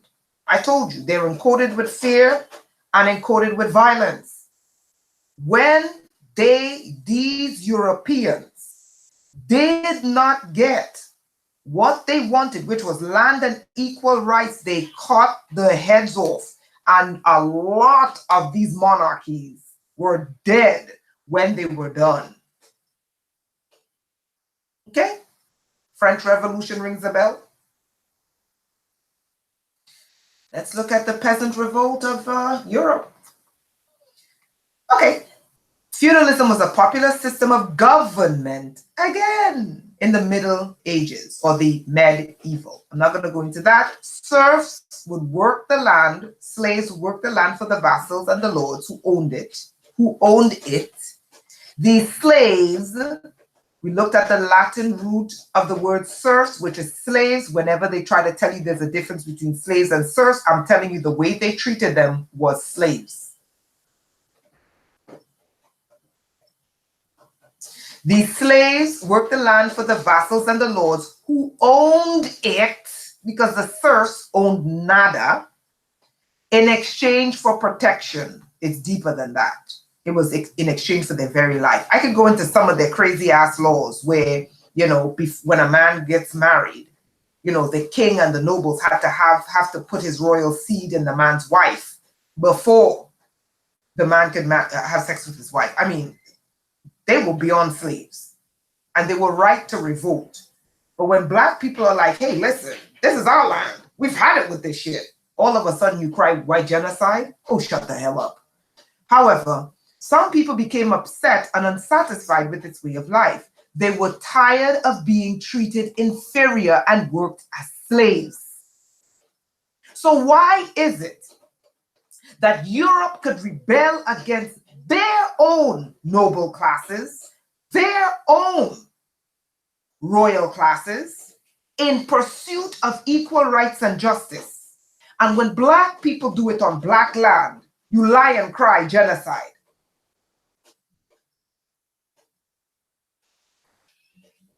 Am I wrong? Why is it right for the Europeans to say, we want equal rights and justice, we will not work as slaves? And let me show you what the Europeans did. Okay?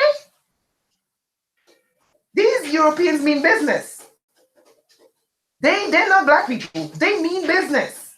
Black people will be quicker to kill another black person than they would be to kill a white person because their brain dead like that. Okay? The European people cut the heads off of their noble classes. They did not play. Go talk about your own genocide. You genocided your vassals and your lords. You genocided your royals. The French Revolution, you cut all their heads off because they were living in lavish opulence. But why is it when black people say we want equal rights and dignity, you lie and you say it's genocide? There is no genocide over land. What is going on in South Africa is not genocide over land. It is crime, and I will show you. Okay? When the peasants learned of Richard's resistance to their demands, they stormed London with the help of some sympathizers there. They carved a trail of death and destruction, executed with prominent upper-class lawyers and other officials. One wealthy citizen of London, Richard Lyon, was beheaded. He happened to be the man Tyler was a servant for during the wars in France. Okay? The wild frenzy, which is bloodshed, continued in London until it was later crushed by Richard.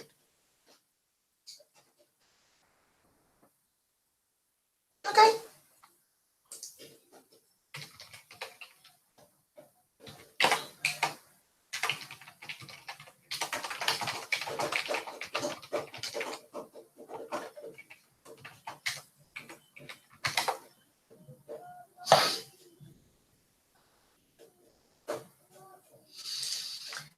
To answer your question, spiritual journey, we're going to look at the Jus Primae Noctus. The Jus Primae Noctus. I hope I pronounced that right. Also known as the Lord's Rights. Let's go and get a little history lesson. The droit du seigneur. Okay? Droit du seigneur, the divine right of king. En français, in English, the Lord's Knight, also known as the Jus Primae Noctus. Okay? Right of the first night. Are you ready for this?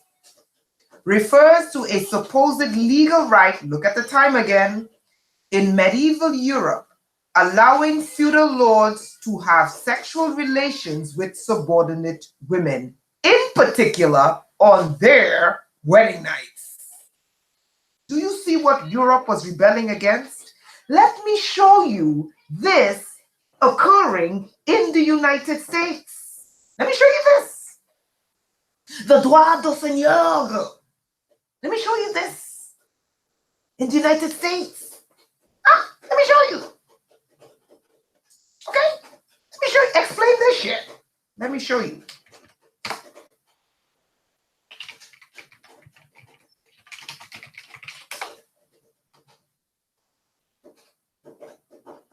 Here we go.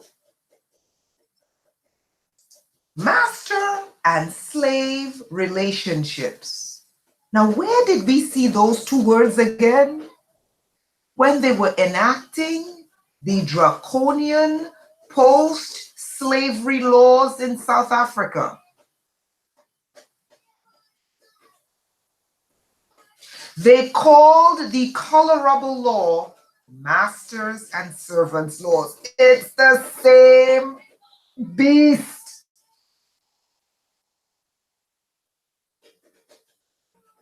Back to medieval Europe. The scourge that is scourging this planet is the scourge that came out of medieval Europe. And we see that scourge when medieval Europe fell. That scourge gave birth to these same lords leaving Europe, going into the four ends of the planet, enslaving the planet, and everything they did to the European peasantry, they did to us. But the difference is they use the media today to tell us to accept it. when the Caucasian peasants, your Caucasian ancestors, said, ain't no way in hell we're accepting this nonsense. Master-slave relations, okay? Remember I showed you those words? That's why I kept showing you these words, because we see the timeline of these words go into the 17th century, which is the 1600s, the 18th century, 1700s, 19th century, 20th century, okay? We see master and slave relationship. We see lord and servus, which is translated master. We don't say lord anymore. We see master. This is where you get the term master of the house. Master-slave relationship. We see this term even in the Bible, master-slave. Okay, now we're looking at the term between master and slave. We see the same primaire de noctus. Jour primaire noctis, sorry, or droit de seigneur, the Lord's night. We see the same pervading mentality during slavery. Slave women were forced to comply with sexual advances by their masters. Where do we see this word? On a very regular basis. Consequences of resistance also often came in the form of physical beatings. Thus, an enormous number of slaves became concubines for these men. Most often, the masters were already bound in matrimony, which caused tension and hatred between the slave and the mistress of the house. Many mulatto or racially mixed children also resulted from these relations, because the status of the child followed that of his or her mother, and the child of a white woman would not be freed based upon patriarchal genealogy. These children also became a sore reminder for the mistress of her husband's infidelity. We see the master-slave relationship at work during the American slavery. Why? Because it was the same vermin European peasants kicked out of Europe that left Europe and went into the four corners of the earth and did this shit to our ancestors. But today, what they try to say is when the blacks in South Africa say, look, we're sick of this shit. How the hell are we in our ancestral lands living like dogs? They cry, ah, it's genocide. No, it's not. I'm showing you genocide. Okay? You see the thread of this? The droit de seigneur. They believe that they had the divine right to have sex with their servants, their slaves. The droit de seigneur. This is what they were doing to women in Europe. This is what they were doing to African slaves that they brought to the Americas. The droit de seigneur.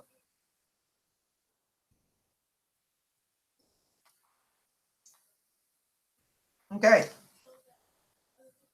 All right, I don't even need to go into this. Okay? So let's look at some historical context. Okay? You could read some of these articles on your own. Okay? Let's look at 2017, an audit done of the land. Oh, there's a white genocide! Ah! Black men are the boogeyman. Okay. Whites own 73% of South Africa's farming land. Is that right? How the hell you're not indigenous to that land?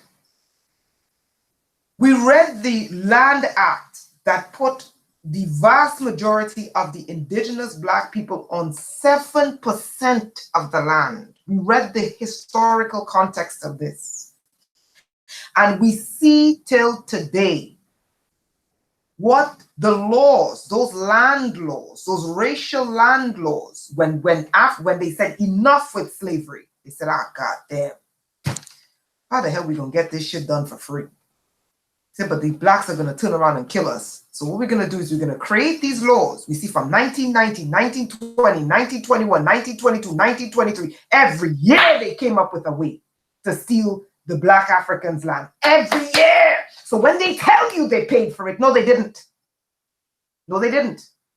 No, they didn't. They passed laws in the middle of the night to steal the land and to put the Black Africans on 7% of their land. You can go do your research yourself. This is why the Black South Africans are saying, we are not paying you for stealing something. You've already been enriched from it. You were enriched from the Dutch West Indian Shipping Company when you were enslaving Black people and they worked for free. You were enriched from 1919 until 1970 something. When the hell did apartheid fall again? Hold on. When was apartheid abolished?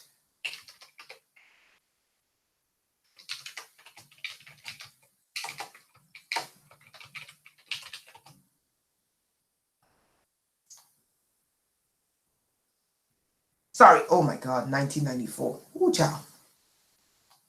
That's just yesterday. That's just yesterday. That's just yesterday apartheid was abolished. That is literally just yesterday.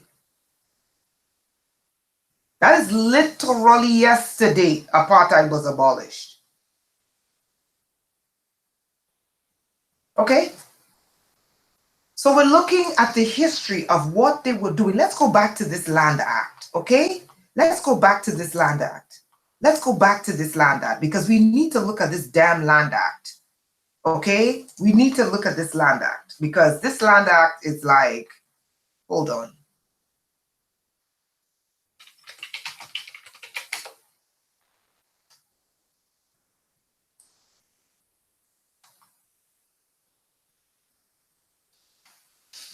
Okay, great. Let's look at this. You see the masters, here we go. Here we go. The masters and servants language. I told you guys these people are slavers.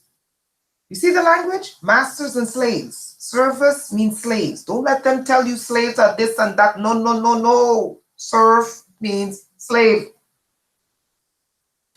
Look at this Land Act. Yes, sir. Slavery was abolished. God, I forgot the year slavery was abolished in Southern Africa. So we have 1856. You start 1856. You start 1911. Here you go again. 1913, 1920, 1922, 1923, 24, 25. Here you go again. 26, 27. Literally year after year after year after year. 28, 30, 31, 32, 33, 34, 35, 36, 37. Yeah, every year. These people are devils. 36, 37, 38, 40s, 43, 46, 49, 44, 47, 50s, 50s, 51. Here you go again. 52, 53, 50. All of this to steal their land. All of this, worse than Jim Crow. Okay? Year after year after year after, you didn't stop. Year after year after year, you didn't stop. How could you do something like this?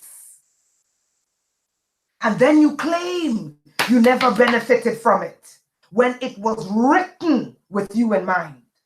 And then you say, no, we didn't steal anything. I have the laws to prove you did. Oh, no, we didn't steal it. There was no one here when we came. Oh, really? So who was picking up the people from the Cape that you claim no one was there when the Dutch East Indian Shipping Company was coming and taking people off the coast, the Cape? Then you go, oh, we paid for the land. Oh, really? Explain this shit. Year after year after year after year after. Look at this shit. Look at this. Look at this. Look at this. Look at this. Look at this. 1970. No Black person will eventually qualify because they will all be aliens. The Bantu Homelands Citizen Act of 1970. Under such, to occupy the houses bequeathed to them by their fathers in the urban areas.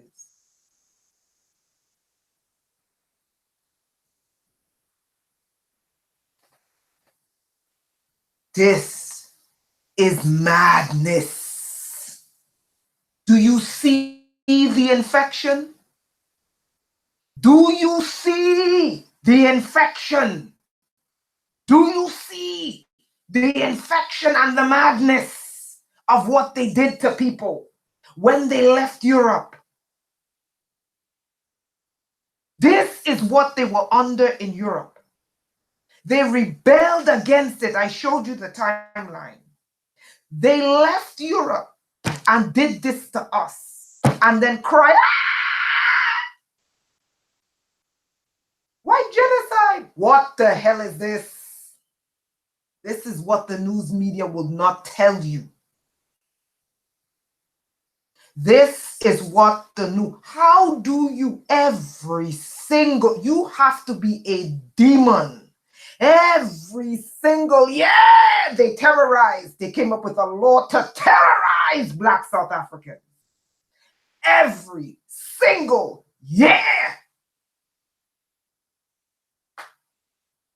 they terrorized the South Africans. 1970.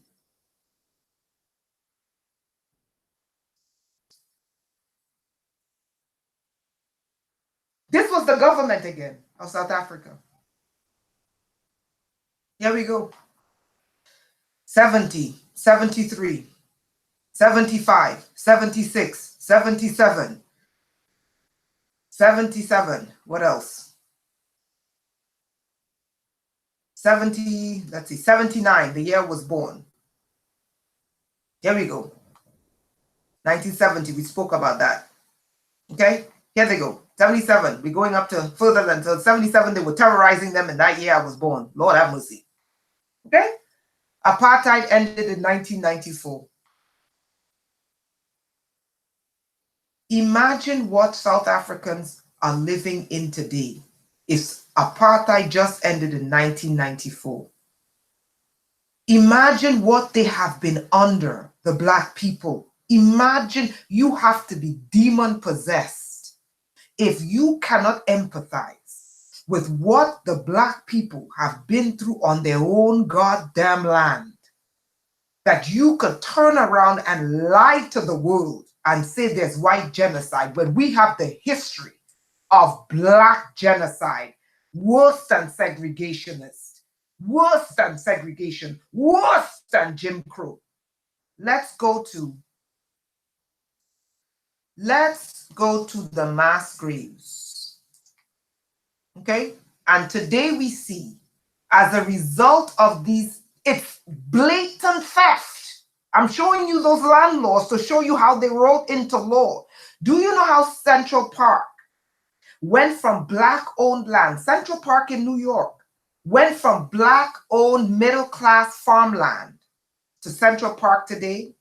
The same thing the South African apartheid racist Nazi government did to get the vast majority of Southern Africans on their own land to 7% of the land, while a minority, the same serfdom, the same feudalism that governed Europe is the same thing that terrorized Black Africa. Europe said they didn't want it, but they want us to have it. Kick rocks. Whites own 73% of South Africa's farming land. I'm showing you how they got there today. You think this thing just disappears? You think you could write all those land laws to exclude the native populations off their land and not end up with a system that is wicked and oppressive like this? 73% of South Africa. This is Bloomberg. Bloomberg is business. They know. They know. I showed you how less than 10% of the population ended up with 73% of the wealthy, rich South African land, and how the vast majority of the Black population was squeezed into 7% of their land. Oh, you didn't know Central Park was owned by Black people? Let's go to some history lessons. The same thing they did in South Africa with these laws. It's the same thing they did to get Central Park from the Black farmers. Okay? Central Park was Black-owned land. Okay?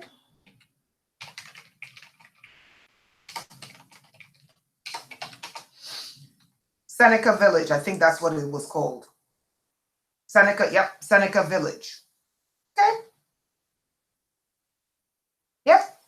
New York destroyed a village full of African-American landowners to create Central Park. This is the farmland that Central Park was. And how did they do it?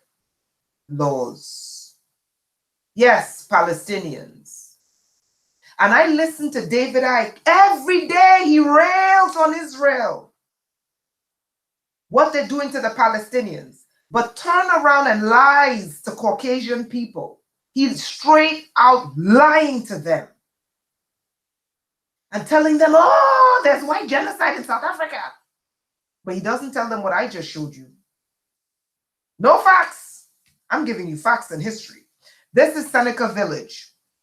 This was owned by Black people. And in the middle of the night, they wrote laws. In the mid-19th century, New York City decided it needed a park.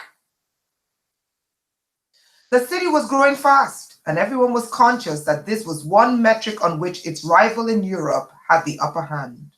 In 1845, the editor of the New York Evening Post wrote a special Independence Day editorial, enviously praising Britain's acres of parks, noting these parks have been called the lungs of London, yada, yada, yada, yada, yada.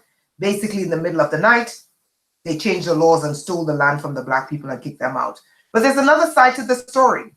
By the time the decision to create a park was made, there wasn't enough empty space left in Manhattan. So the city chose a stretch of land where the largest settlement was Seneca Village, population 264, and seized the land under the law of eminent domain.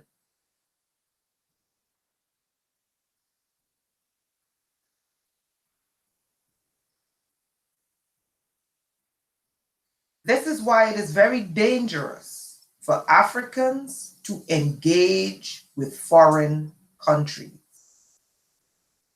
Because when these foreigners get to Africa, unlike any other country on this planet or continent on this planet,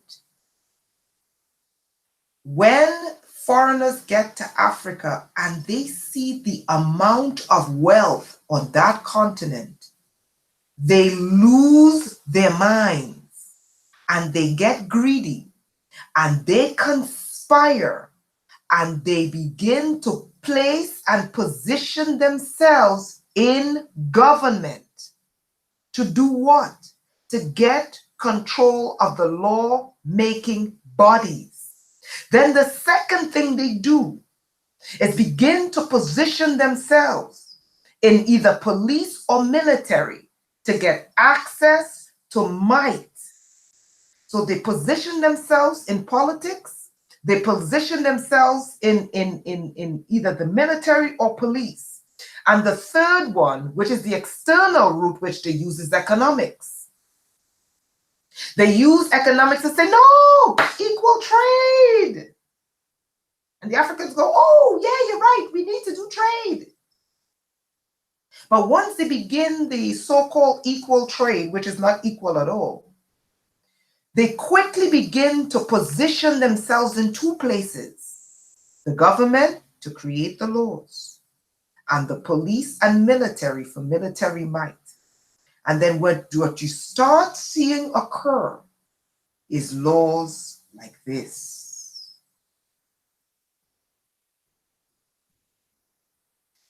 Let's look at how the land was taken. And seized the land under the law of eminent domain. through which the government can take private land for public purposes. Where did we see that before? The nightmare of what they did to Black people in South Africa all the way up to 1994. That is how Black people lost Central Park. 2/3 of the population was Black, the rest Irish. Okay, so you can go on and read how the Black middle class farming community had their land stolen using eminent domain. Okay, so we looked at how the small minority of whites ended up with 73% of South Africa's arable farming land. We looked at the laws. Every single year, they kept creating laws to get Black people off their land and into slums. Let's look at how Black people, the vast majority of Black people, there's a burgeoning middle class of Black people in South Africa, but we have to show how these laws created the poverty that we see today in South Africa. Okay, let's look at the slums, which is the largest slums in the world, slums in South Africa, one of the largest slums in the world. Okay, let's look at these slums. Okay,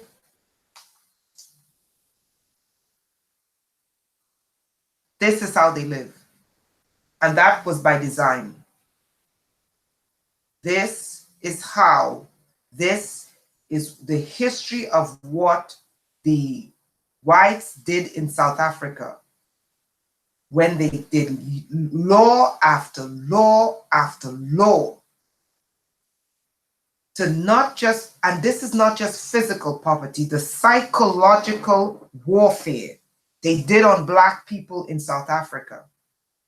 Okay, this is how they live today in the slums. I'm not talking about the middle class Blacks, okay? There is a burgeoning middle class in South Africa that are Black, but the vast majority of South Africa, these are the people we as the world need to stand behind and say, we demand that you give them their land back. Not lie and cry and say there's white genocide. We demand that you give them back their land because what you did to them is less than human. This is how they live. And let's see how large some of these things are. This is South Africa, guys. This is by design. This is by design. And I lost a lot of people in this conversation, but I don't care. I don't care. I warned you in the beginning. I'm not going to side with your bullshit. Okay? This is the result.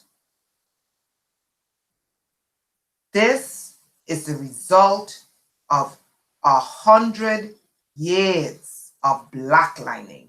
That's what I'm going to call it. Getting Black people off their ancestral land. They forced them into 7% of the country's land. This is the result. This is how they live, guys. This is how they live. And these are the people that are saying we've had it living like this. Just like in Europe, they had it. Just like same thing in Haiti. I can show you the same timeline in Haiti. Yes, Spirit Journey, the same timeline in Haiti. And these are the people who are saying we want our father's land back. Here's my thing. Can I go to Europe and see nobody standing there and put a stake in the ground and say, this is my land? They'll run me off the land in Europe. So why is it right for you to do it in my ancestral land if I can't do it in yours? Can I go to China, put a stake in the ground and say, hey, Chinese, this is my land? They'll run me off the land. So why is it right if you do it? These are the people Just like the European serfs, these are the people who are crying out for land justice. Okay? Don't let these liars in the media tell you otherwise. Now let's go at the most important thing. So we saw how in 2017, 73% of South Africa's arable land, farming land, which is food land, ended up in the hands of less than 10% of the population. I showed you that history. And I showed you the history of them literally stealing the land every single year. I showed you the history of them stealing this land every single year. So when you hear Black South Africans are saying, we've had it, that is what they're running from. They're sick and tired of living in beyond poverty when they know their land is rich. Okay, so you saw the history. This is something they won't tell you, but I want to tell you this history because I am not doing this for money, and I'm not a racist. If blacks were wrong, I'd say, you know what, black people were wrong. I'll tell them privately, we're wrong, but you know, let's straighten this thing out. But white people, you're wrong on this. You are dead wrong on this. Okay? You could read about the townships. Okay? The history of the townships and how apartheid gave birth to the townships. And how post-apartheid, they're still living in these slums. Okay? These are the people. I'm putting faces to who's asking for their land back. Okay? I am putting faces to the people who are demanding that this is how they get water, people. This is how they get water. Huh? This is how these people get water. And the ground they walk on is the ground of their ancestors. Okay? All right. So let's look at something else. I want to do something really quickly. They're lying and they're saying it's genocide. When I'm telling you the issue with what's going on with white people being killed is crime. I showed you the history of what occurred all the way up to 1994. 1994 is yesterday. Okay?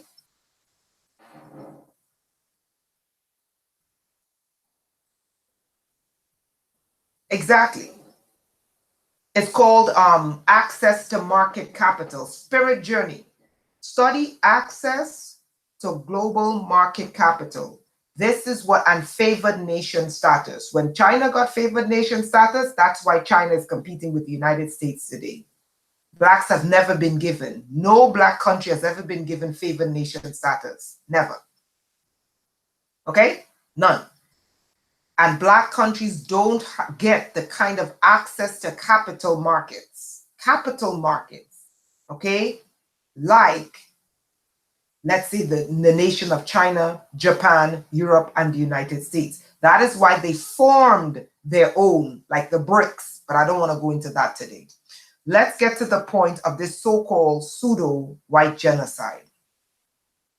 I gave you the history of what is going on in South Africa. When we look at another wicked history, we're going to look at a wicked history of communism in Russia. Communism in Russia and Germany. Communism was wicked and brutal in these two countries, Germany and Russia. And what did it do? It left a lot of people poor, dirt poor. When the wicked systems, when the wicked systems of communism, because communism was wicked, fell in Germany and in Russia, what did we see? We saw crime. 1994, the wicked system of apartheid in South Africa fell. And what are we seeing? Is it genocide? Okay. It's genocide. Okay, let me ask you a question.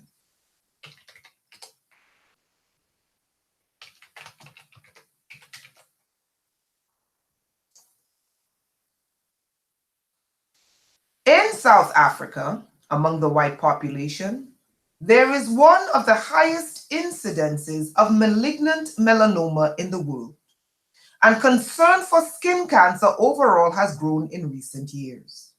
The estimated yearly incidence of malignant melanoma is 4.76 per 100,000 persons. Overall, 19.2 per 100,000 whites. You have more Caucasian people in South Africa dying as a result of the sun. Is the sun committing genocide on Caucasian people in South Africa?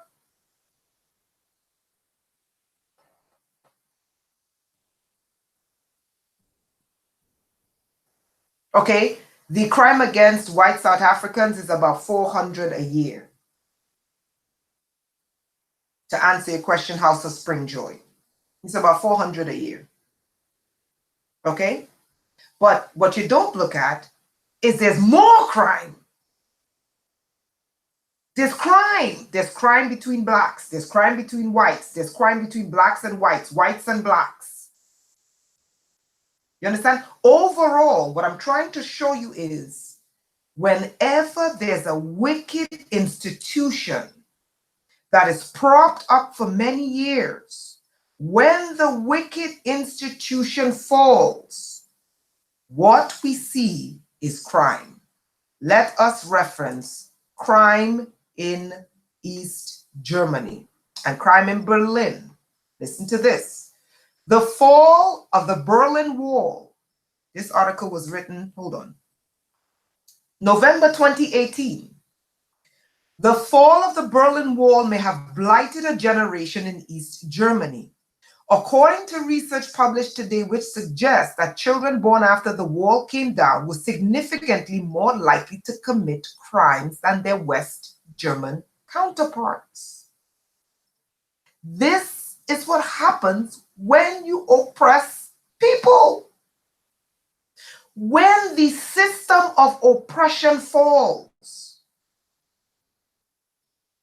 you tend to see crime until people begin to adjust to freedom, people begin to sort out themselves and get an education, learn a skill, get back their humanity that they once did not have,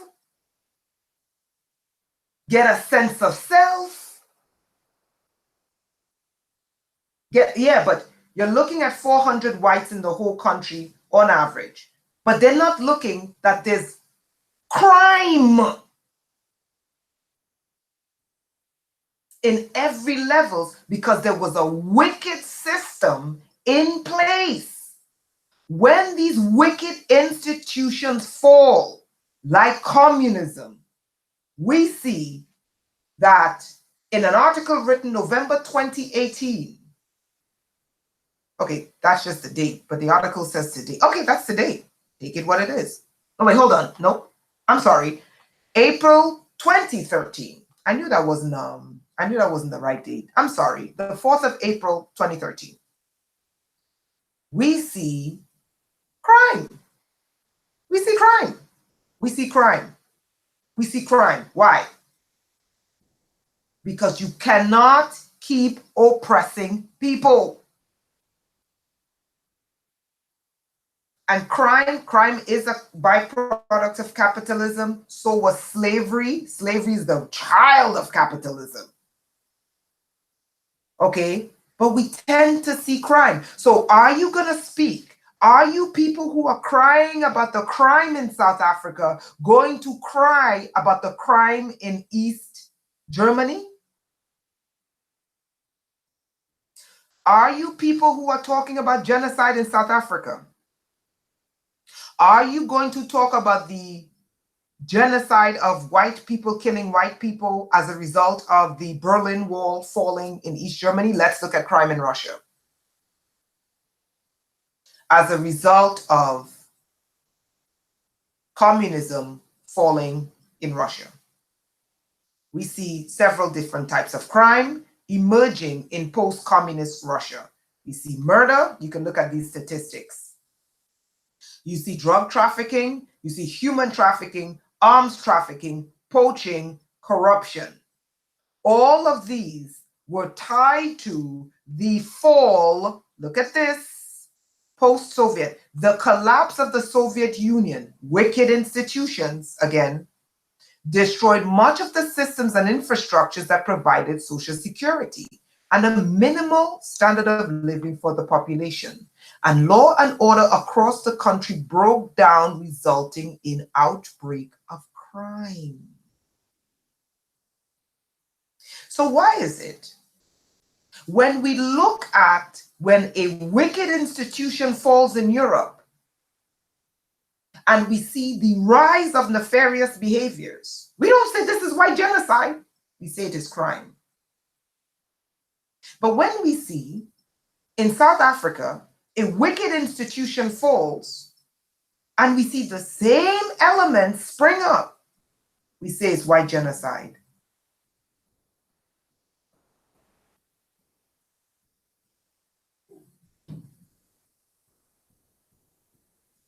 Okay? Wicked institutions. You cannot oppress people for hundreds of years, propped up by wicked institutions and wicked laws. And when those institutions fall,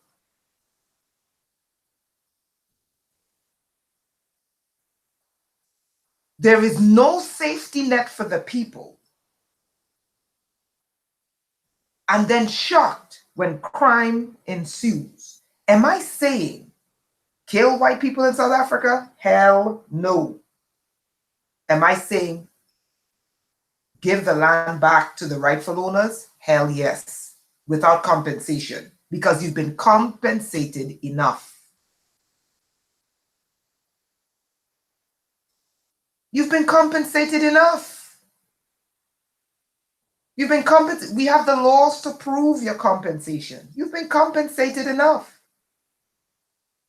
But if no Caucasian person has done a crime to you in South Africa, do not harm these people. If they have not harmed you nor your family, do not harm them. But do they have the right to have that land? Hell no. Do they have the right to have some of that land? Yeah. They have a history there, but as long as they stay there peacefully, if they stay there peacefully, and you be vigilant, because these people will come back with a vengeance, because they're not going to like the land being given back to the rightful owners. Just like now they're bringing in the Israeli Mossad to genocide the Black Africans, because the Black Africans are like, we want our goddamn land back. We're tired of living like shit and being treated like animals. When there are wicked institutions and these wicked institutions fall, you tend to see crime. And it's particular types of crimes that you see. You see, the first thing you tend to see is a higher rate of murder. You see things like drug trafficking, human trafficking, arms trafficking. Why? Because the people were not given any skills under the wicked institutions. Just like we read those laws in South Africa where they kept saying, no, Black people couldn't be skilled in this, and they couldn't be skilled in that, and they couldn't be skilled in this, and they couldn't be skilled in that, and they couldn't be skilled in this, and we couldn't skill them in that, and they couldn't be skilled in this. No, you can't go there. No, you can't get a skill here. No, we can't. No. And the people have no skills whatsoever. And then the wicked institution falls. How are they going to feed themselves? You see, that's what they're not telling you.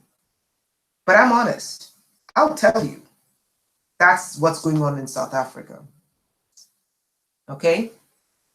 So, that is what's going on in South Africa. Yes, there's crimes in South Africa. Yes. There are crimes with the farmers in South Africa, but the crimes with the South African farmers is not genocide. It is crimes of economics. Just like the United States rather spend $100,000 a year to house a prisoner than $12,000 a year to educate a person. These are the issues you deal with. They rather spend $100,000 a year to lock up someone than $12,000 a year to educate them. These are crimes of economics. These are crimes of historical oppression, but this is not genocide. Okay, so let's look at one last thing. And I'm going to go into the 3 areas why they don't want the Black South Africans to get back that land. The first of which is the physical reason. If they get back that land and they begin to dig that land, they're going to discover the mass graves of their missing family members. And notice where these mass graves are. On farms. And what are they fighting for? Farmland. This is the first reason why they don't want them to get back those farmlands, because the farmlands hide the mass graves of their dead relatives who were missing and murdered under apartheid. Read this article. Investigators to exhume bodies from mass grave on South Coast farm. And what are the Black South Africans fighting over? Farmland. This is the reason why they're afraid of giving them back the land, because of the mass graves of Black people who went missing under apartheid, people who were snatched from their homes at night when they were fighting for equality. They don't even have a number of the amount genocided under apartheid, and they're buried on farms. The police have confirmed an operation to exhume bodies believed to be buried in a mass grave at a former prison labor camp. We spoke about these labor camps. On the South Coast farm began on Monday. Okay, so you can look up a lot of these mass graves in South Africa. And the places that they buried them, South African farms. That's one of the physical reasons. The second reason is the economic reason. Okay, the gold, okay, the diamonds, the usual bullshit.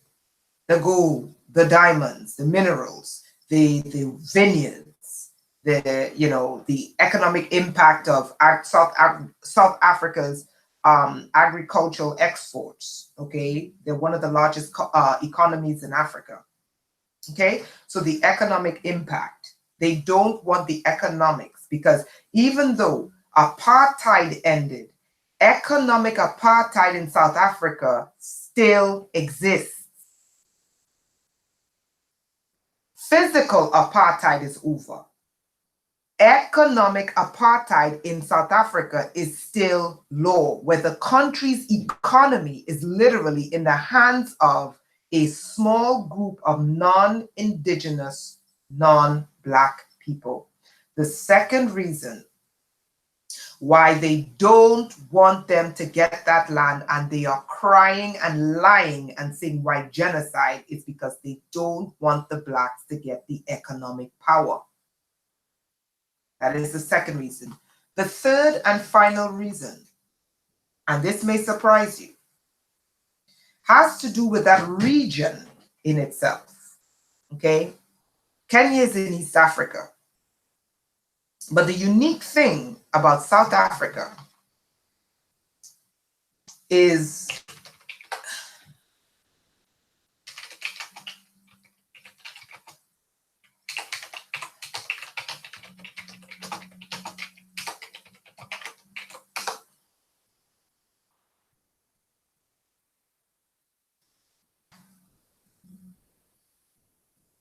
the genetic, this is the spiritual reason.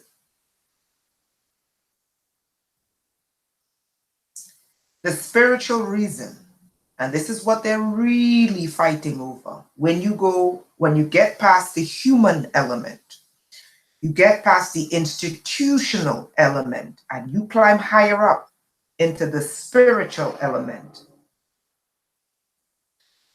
When you get into the spiritual element of South Africa, what they don't want, and this is the spiritual reason why, out of all the African countries, there are about 54 of them, they refuse to leave South Africa. The genetics. The genetics. South Africa and that southern region of Africa hold the genetic code for humanity. Okay? South Africa holds the genetic code for humanity. And these cretinous creatures, they may give up the land.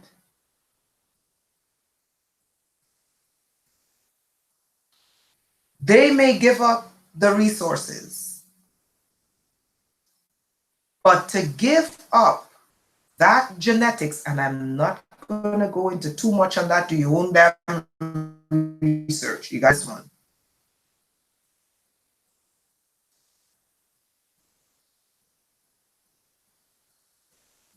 It's the genetic history of humanity is in that region. That is why they left most of the African countries. They left when the Africans decided to say, get the hell out.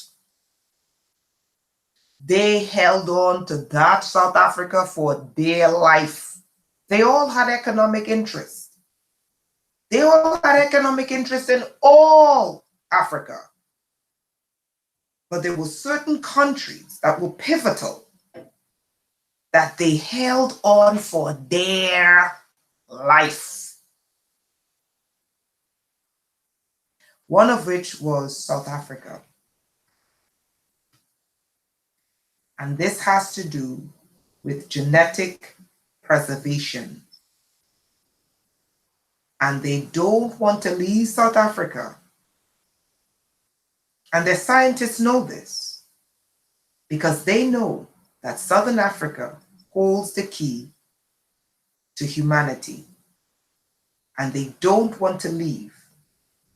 Because if they leave, they have to leave that genetics alone. Okay? Do your history. Do your research on this. Okay? Let's look at some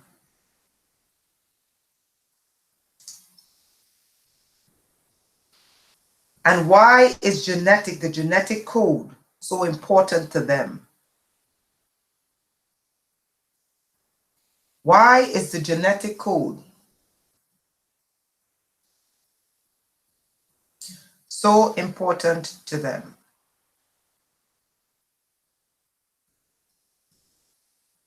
Modern humans share a lot with each other, 99.9% genetically the same. And that impressive genetic similarity comes from inbreeding. Okay? But this one is talking about polygeneity. Sorry, I can never pronounce this word. Polygeneity. Okay? They're saying that the story of the 100 years is not Africa, blah, blah, blah, blah, blah. Okay? But here we go with the Khoisan people. Okay? You mentioned the Khoisan. The Khoisan. Okay? Let's read before. This week, Karina Schlebusch and colleagues posted a preprint that reports on the ancient genome of a boy who lived in Ballito Bay, South Africa, around 2,000 years ago. His genome connects him to the Khoisan people. Ironically, they swear up and down there were no black people living in the land. But, you know, they classified the Khoisan as colored, not black, which is garbage. They're black African people. Peoples today. But there's an important difference. By comparing his genome with the genes of living people, Schlebusch and her co-workers found that the Khoisan had received a lot of genetic mixture from other populations during the last 2,000 years. That's not a surprise. Humans mix with each other, and that mixture has increased in recent times. Very ancient peoples mixed too, but migration and mixing were less in the distant past than in recent history, whatever. What that means is that today the Khoisan people share many genes with people in other parts of Africa and with people in Eurasia. No, really? From recent mixing. If we use today's genetic diversity to try to work out the original ancestors of modern humans, we're going to come up with an answer that is too recent because of these recently shared genes.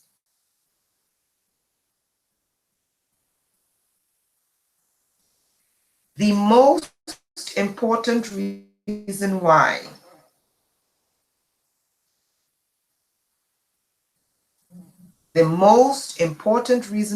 they don't want to let go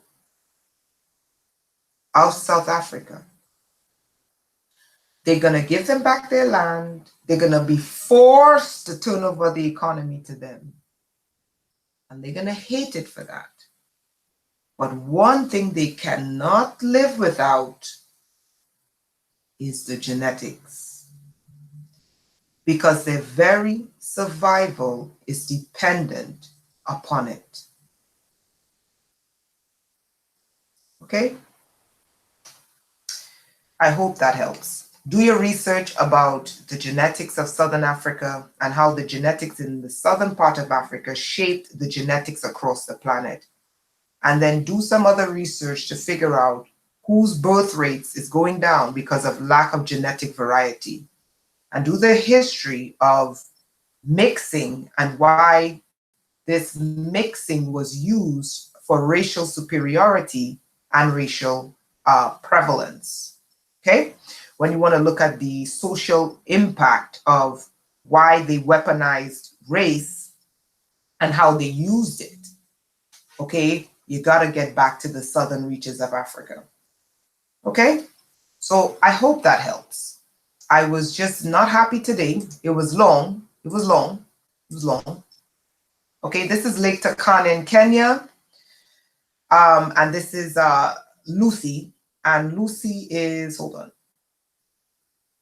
I think Lucy is how much? 1.4 million years old? Hold on. He died when he was about 8 years old. The skeleton of a young boy discovered in Lake Turkana, northern Kenya. Okay, this is a young boy. He was preserved for 1.5 million years old. But this is the Turkana boy. I'm looking for Lucy. How old is Lucy? I think, no, Lucy might be older. Leaky's team uncovered the skull. Okay, hold on. Yeah. Rudolph fences. I mean, this is madness. How are you in Africa and you giving the person Rudolph? Whatever. Anyway, 1.9 million years old, okay? The discovery reinforced an idea that was emerging at the time, that there was not a single line of early humans, but multiple lineages. It was already known that 3 other species were living in Africa around the same time: Homo habilis, Homo erectus, and Paranthropus, both boisei, and Homo rudolfensis. Okay, so these were the different branches of the human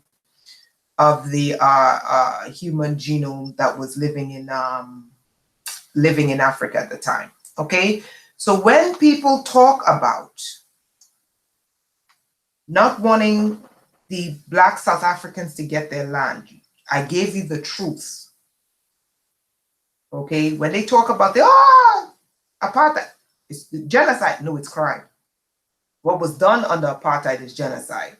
What is being done is a result of oppression and crime as a result of oppression. This is why you don't oppress people. When you oppress people and they have no way to get a job to feed themselves, they're going to turn to crime.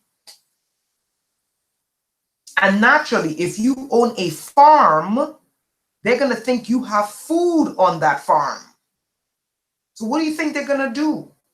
They're going to gravitate to where there's food to commit crime to get something to eat. I'm not justifying what they do. I'm just telling you. So you can't just look at this and say it's genocide. It's not genocide. It's crime because of oppression. And this is why they want the land back, so that people can get land, so they can go to work, so that they can get a job and stop committing damn crime. It's like the same thing that happened in New York in the 70s. New York was a high crime city because there weren't jobs, right? So then they started to deal with the crime in New York City. The investors saw that New York was getting safer and began to invest back in New York City. And then people were able to go back to work. And now today we have the crime rates in New York City, New York as being as one of the safest cities in the countries in terms of low crime rates. It's the same thing in Southern Africa, but the reason why they frame it as genocide is because it's Black people. And I wanted to dispel that lying ass notion.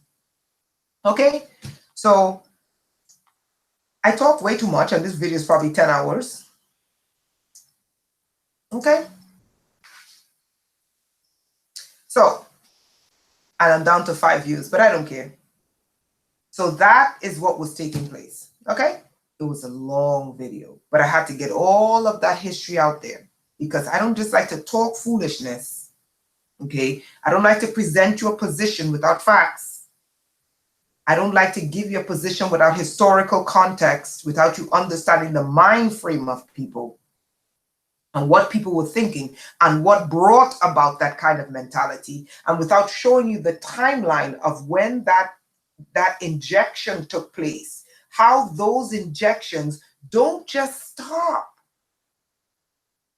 It's like when the US economy decided that it was no longer going to make the middle class wealthy and comfortable, but make the wealthy wealthy. When we started to see that the US economy shifted from making the wealthy, the middle class, wealthy and comfortable, and that was able to give jobs to the working class and put money back into the hands of wealthy class, the economy shifted from a middle class economy to a feudalistic economy where the rich got richer. And we see the timeline of this. We see the timeline of the rich making the most ridiculous profits, and the middle class shrinking and the working class expanding. But we know historically, when we go back to that feudal system, this is what happens. But when it comes to Black countries, we don't get a pass. We get called shithole countries. We get no tears. We get no sympathy. We get, you're all criminals. You're all no good.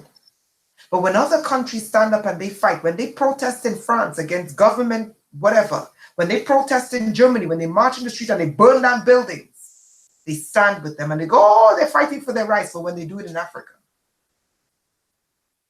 this is how they create the myth of the Black boogeyman. And it's a myth. Why is it right for the serfs in Europe to say, we don't want serfdom? How the hell am I marrying a woman and you're having sex with her before I can have sex with her? I showed you that in historical context. And then we see that play out in slavery, where a man is married to a Black woman and she's a slave, and the slave master, we saw the same master and slave language, where the slave master can come and have sex with her anytime. And we see it in slavery in the Americas. So it's right for the Europeans to say, we don't want serfdom, but we, the rest of the planet, must want this. And when we say no, all of a sudden you're crying white genocide. You must say you don't want it. But when we say we don't want what is yours, it's white genocide.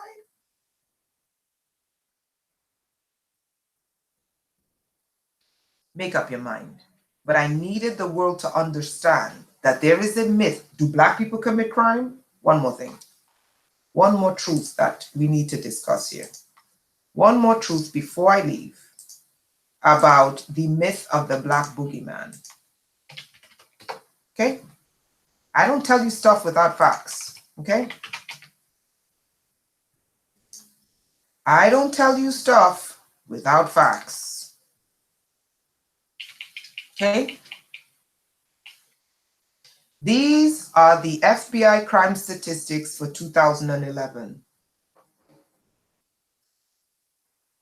That's the Kalergi plan. I told you about that. That's the Kalergi plan. Remember Spirit Journey? That caravan coming from Central America? That's the Kalergi plan. And the government was just overthrown and the country is in chaos. So, of course, they're going to gravitate to the country. I don't want to talk about here. Go study what happened in Honduras. Okay? Spirit Journey, look up. Those people are coming from Honduras. Go look up what happened in Honduras and it will explain why they're coming to the United States. Okay? So let's look at the myth of the Black Boogeyman and let's look at the FBI crime statistics in the United States for 2011 and we're going to go all the way up, I think to 2017. Okay?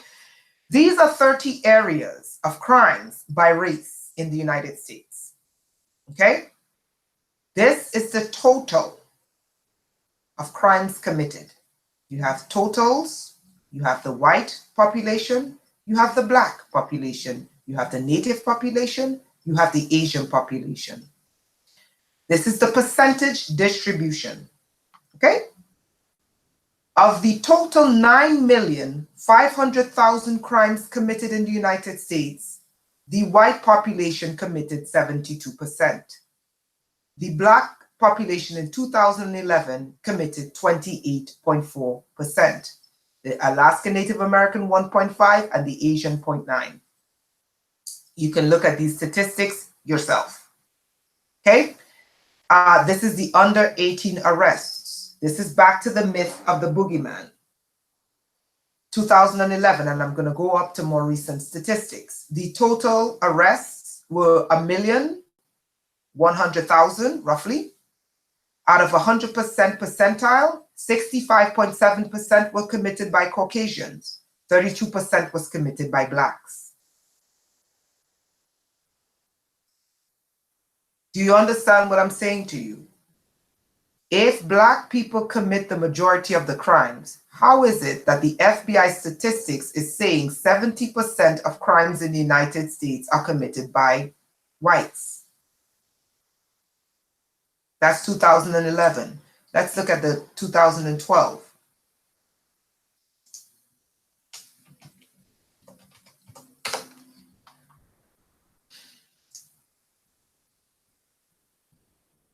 Okay, FBI crime statistics in the United States by race for 2012.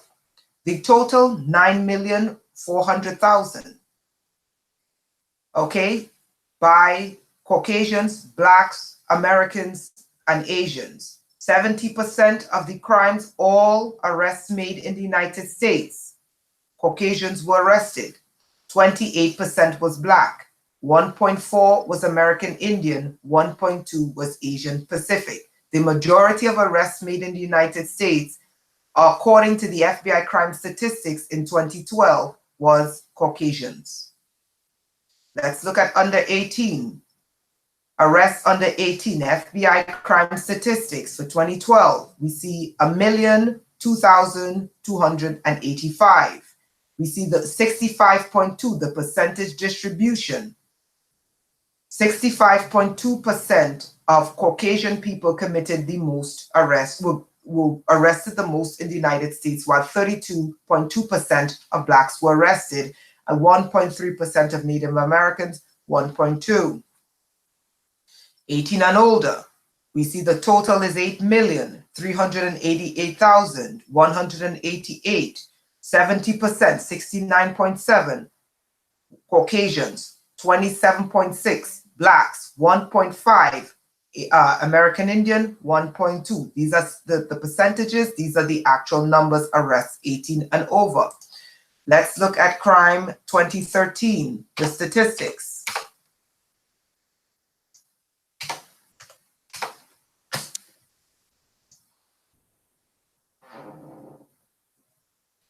Okay, so this is the FBI statistics, the U.S. Department of Justice, FBI Criminal Justice Information Services. These are the statistics for 2013. The total arrests by race, Total arrests is 9,014,635. Let's look at the percentage distribution. Out of 100%, 68.9 was Caucasians. 28.3 was Black or African American.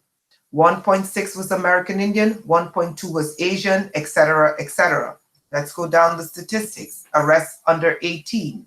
We say 868,693 total arrests, of which 63% were Caucasians, 34.4 were Blacks.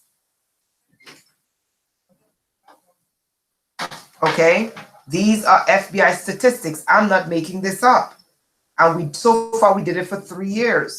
Okay, arrests over the age of 18. We see 8,145,942 of a percentage distribution, 100%. We see 70%, 69.6, rounded off to 70%, Caucasians, Black or African American. We see 27.6, American Indian 1.6, Asian 1.2. That's for 2013. Let's look at 2014.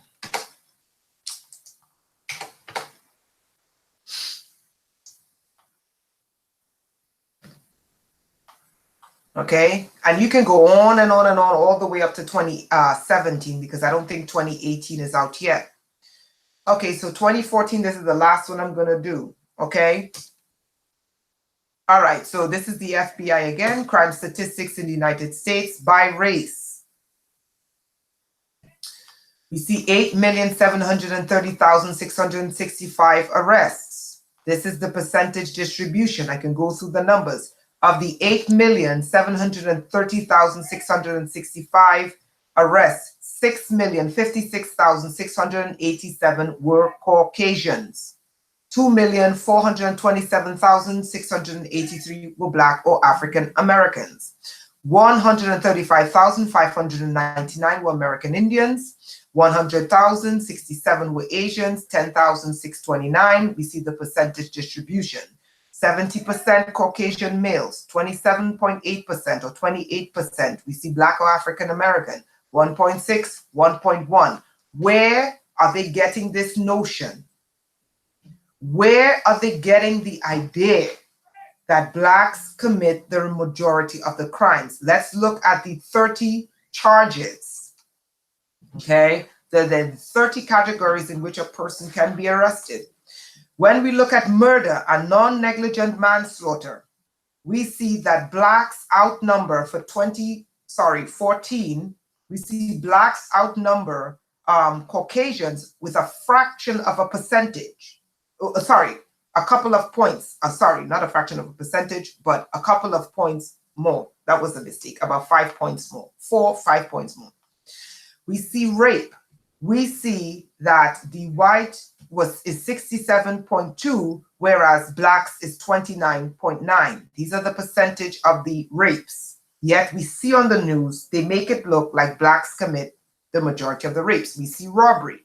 Okay, so we see that Blacks commit about 10,000 more in 2014 for robbery. The statistics in 2017 is a little bit lower. We see 42.3% for whites, 55.9% for Blacks.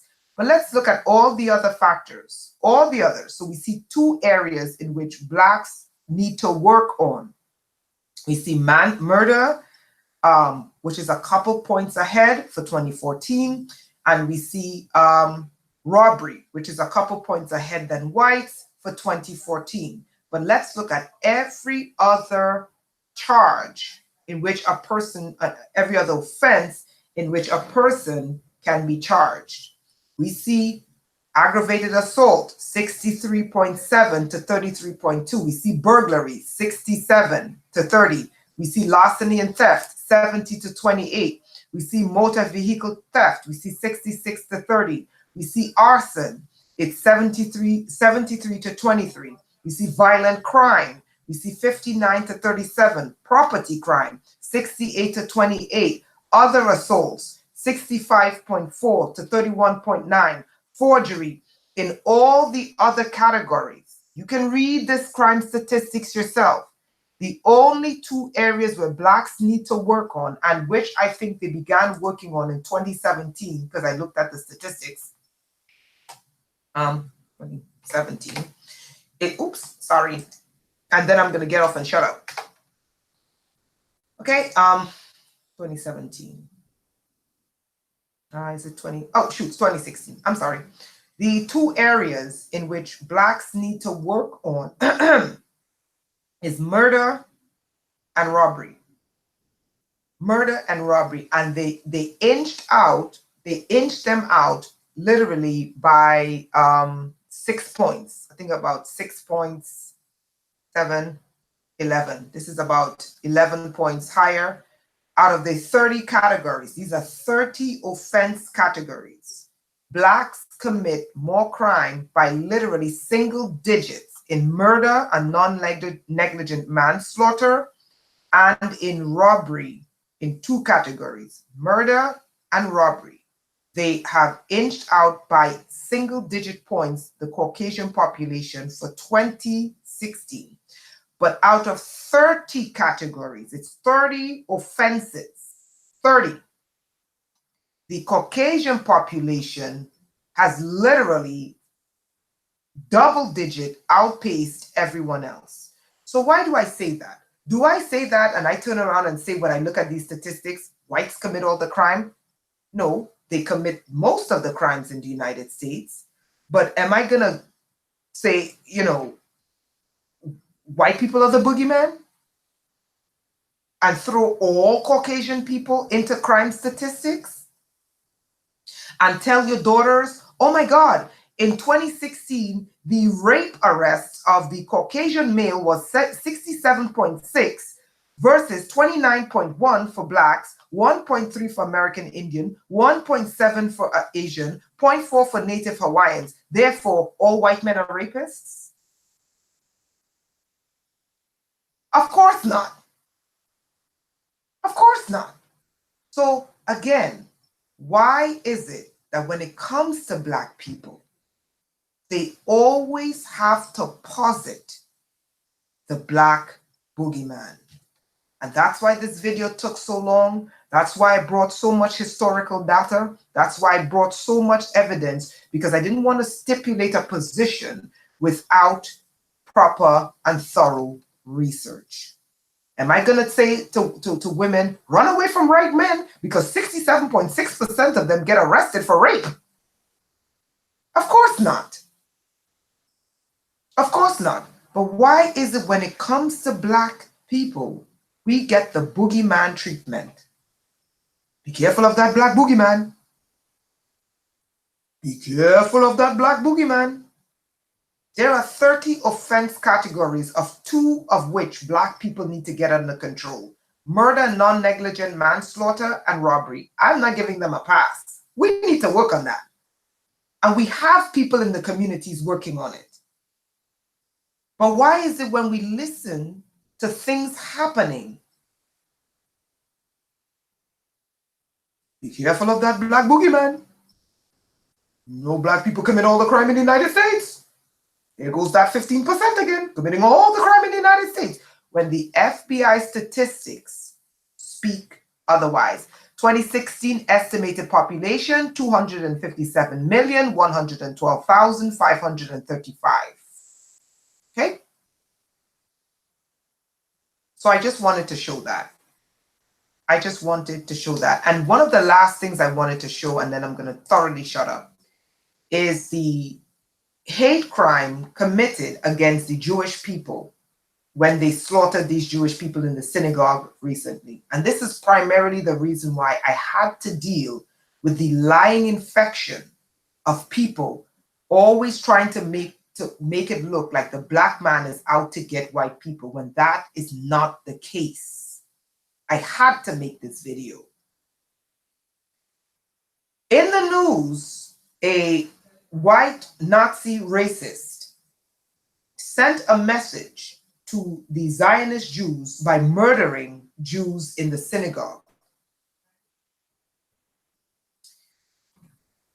The news reporters and their callous behavior, who did they blame for the innocent Jewish people dying in the synagogue?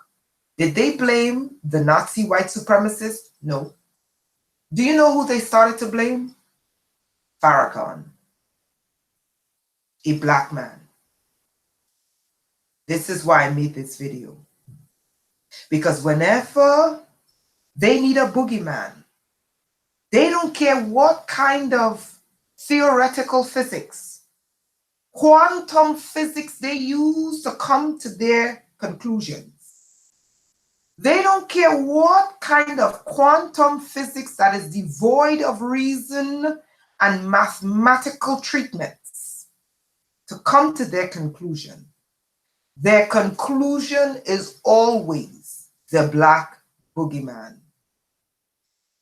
And Farrakhan has never incited anyone to violence. Farrakhan is always saying, better your damn self and separate. That's what he says. But he does not incite people to violence. And they turned the death of innocent Jews in a synagogue and poisoned the minds of America by saying it's Farrakhan's fault, instead of pointing their minds at this. Okay? Aggravated assault, 62.8% for whites, males in America, and 33.3%. Violent crime, 59%. Okay? The black man is not the boogeyman. Black people are not your scapegoat. When you do your crime, take your blame. The issue in South Africa is an issue of the historical oppression of black people. It is not a white genocide. It is a result of oppression, and crime is the child of oppression.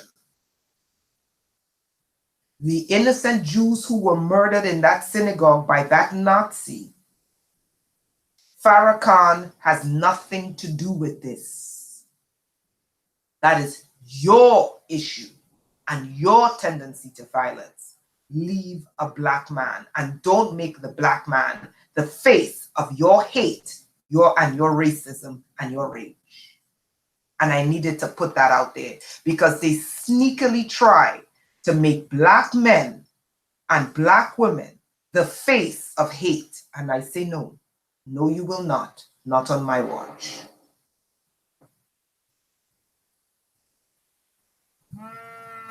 Absolutely.